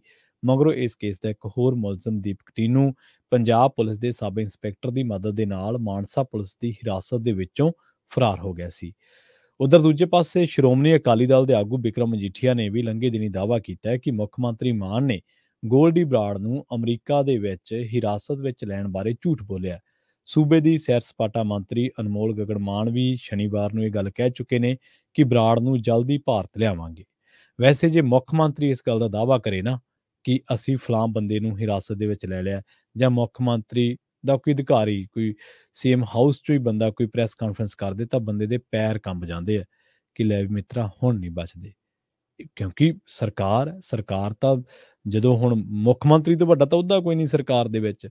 ਕਿਸੇ ਰਾਜ ਦਾ, ਸੂਬੇ ਦਾ ਸਭ ਤੋਂ ਵੱਡਾ ਅਹੁਦਾ ਮੁੱਖ ਮੰਤਰੀ ਹੈ ਤੇ ਜੇ ਮੁੱਖ ਮੰਤਰੀ ਦੀ ਖਿੱਲੀ ਉੱਡ ਰਹੀ ਹੈ ਇਹ ਤਾਂ ਮੁੱਖ ਮੰਤਰੀ ਸਾਹਿਬ ਨੂੰ ਸੋਚਣ ਵਾਲੀ ਗੱਲ ਹੈ ਕਿ ਇੱਕ ਗੈਂਗਸਟਰ ਇਹ ਕਹਿ ਰਿਹਾ ਹੈ ਕਿ ਮੁੱਖ ਮੰਤਰੀ ਨੂੰ ਤਾਂ ਪਤਾ ਹੀ ਨਹੀਂ ਕਿ ਮੈਂ ਵੀ ਇੱਥੇ ਹਿਰਾਸਤ ਦੇ ਵਿੱਚ ਨਹੀਂ ਹੈ।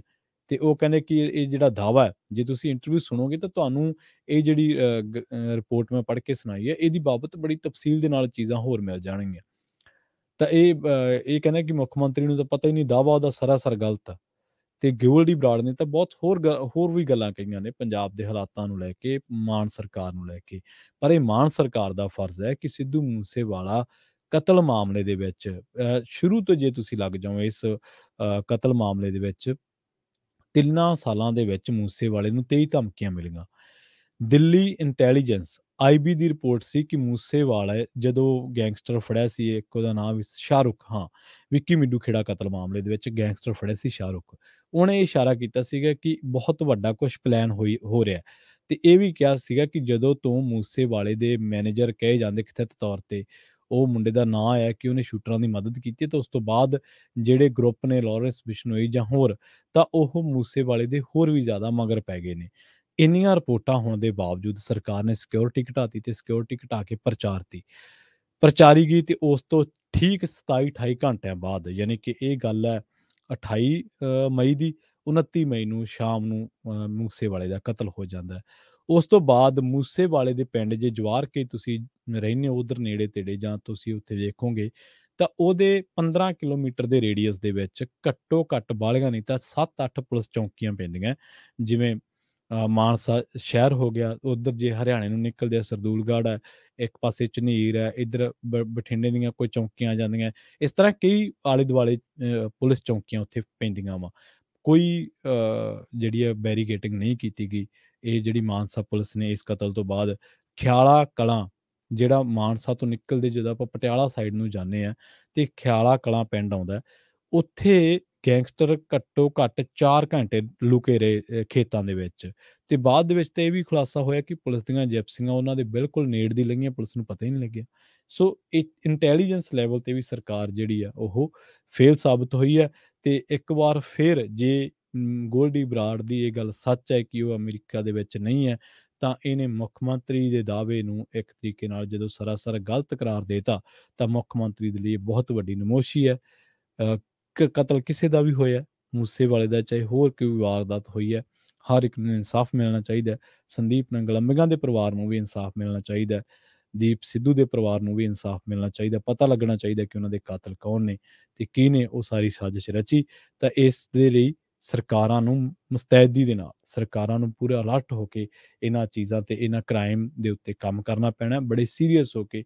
ਤੇ ਉਹ ਜਿਹੜਾ ਕੈਲੀਫੋਰਨੀਆ ਪੁਲਿਸ ਦੀ ਗੱਲ ਕਰਦੇ ਸੀ, ਉਹਨੂੰ ਲੈ ਕੇ ਵੀ ਲੋਕਾਂ ਨੇ ਕਾਫੀ ਆਲੋਚਨਾ ਕੀਤੀ ਕਿ ਕੈਲੀਫੋਰਨੀਆ ਪੁਲਿਸ ਨਾਂ ਦੀ ਕੋਈ ਸ਼ੈ ਹੀ ਨਹੀਂ ਹੈ। ਸੋ ਖੈਰ, ਦੇਖਦੇ ਹਾਂ ਸਰਕਾਰ ਦਾ ਇਹਦੇ ਤੇ ਕੀ ਪ੍ਰਤੀਕਿਰਿਆ ਆਉਂਦੀ ਹੈ, ਜਾਂ ਸਰਕਾਰ ਕਿਸ ਤਰੀਕੇ ਨਾਲ ਕਿਸ ਤਰੀਕੇ ਦੇ ਨਾਲ ਆਪਣੇ ਆਪ ਨੂੰ ਡਿਫੈਂਡ ਕਰਦੀ ਇਸ ਮਾਮਲੇ ਦੇ ਵਿੱਚ। ਖੈਰ, ਪ੍ਰੋਗਰਾਮ ਖਬਰ ਤੇ ਨਜ਼ਰ ਨੂੰ ਆਪਾਂ ਇੱਥੇ ਸਮਾਪਤ ਕਰਾਂਗੇ। ਪੰਜਾਬੀ ਰੇਡੀਓ USA ਦੀ ਅਗਲੀ ਪੇਸ਼ਕਸ਼ ਪ੍ਰੋਗਰਾਮ ਅਪਡੇਟ ਅਮਰੀਕਾ ਦੇ ਨਾਲ ਵਿਸ਼ਵ ਭਰ ਦੇ ਵਿੱਚ ਵਾਪਰੀਆਂ ਅਹਿਮ ਤੇ ਵੱਡੀਆਂ ਘਟਨਾਵਾਂ ਬਾਰੇ ਤੁਹਾਨੂੰ ਦਿੱਤੀ ਜਾਊਗੀ ਜਾਣਕਾਰੀ। ਜੁੜੇ ਰਹੋ ਪੰਜਾਬੀ ਰੇਡੀਓ USA ਦੇ ਨਾਲ। ਤੇ ਆਖਿਰ ਦੇ ਵਿੱਚ ਇੱਕ ਵਾਰ ਫਿਰ ਤੋਂ ਤੁਹਾਨੂੰ ਸਭ ਨੂੰ ਪਿਆਰ ਸਤਿਕਾਰ ਸਹਿਤ ਸਤਿ ਸ਼੍ਰੀ ਅਕਾਲ।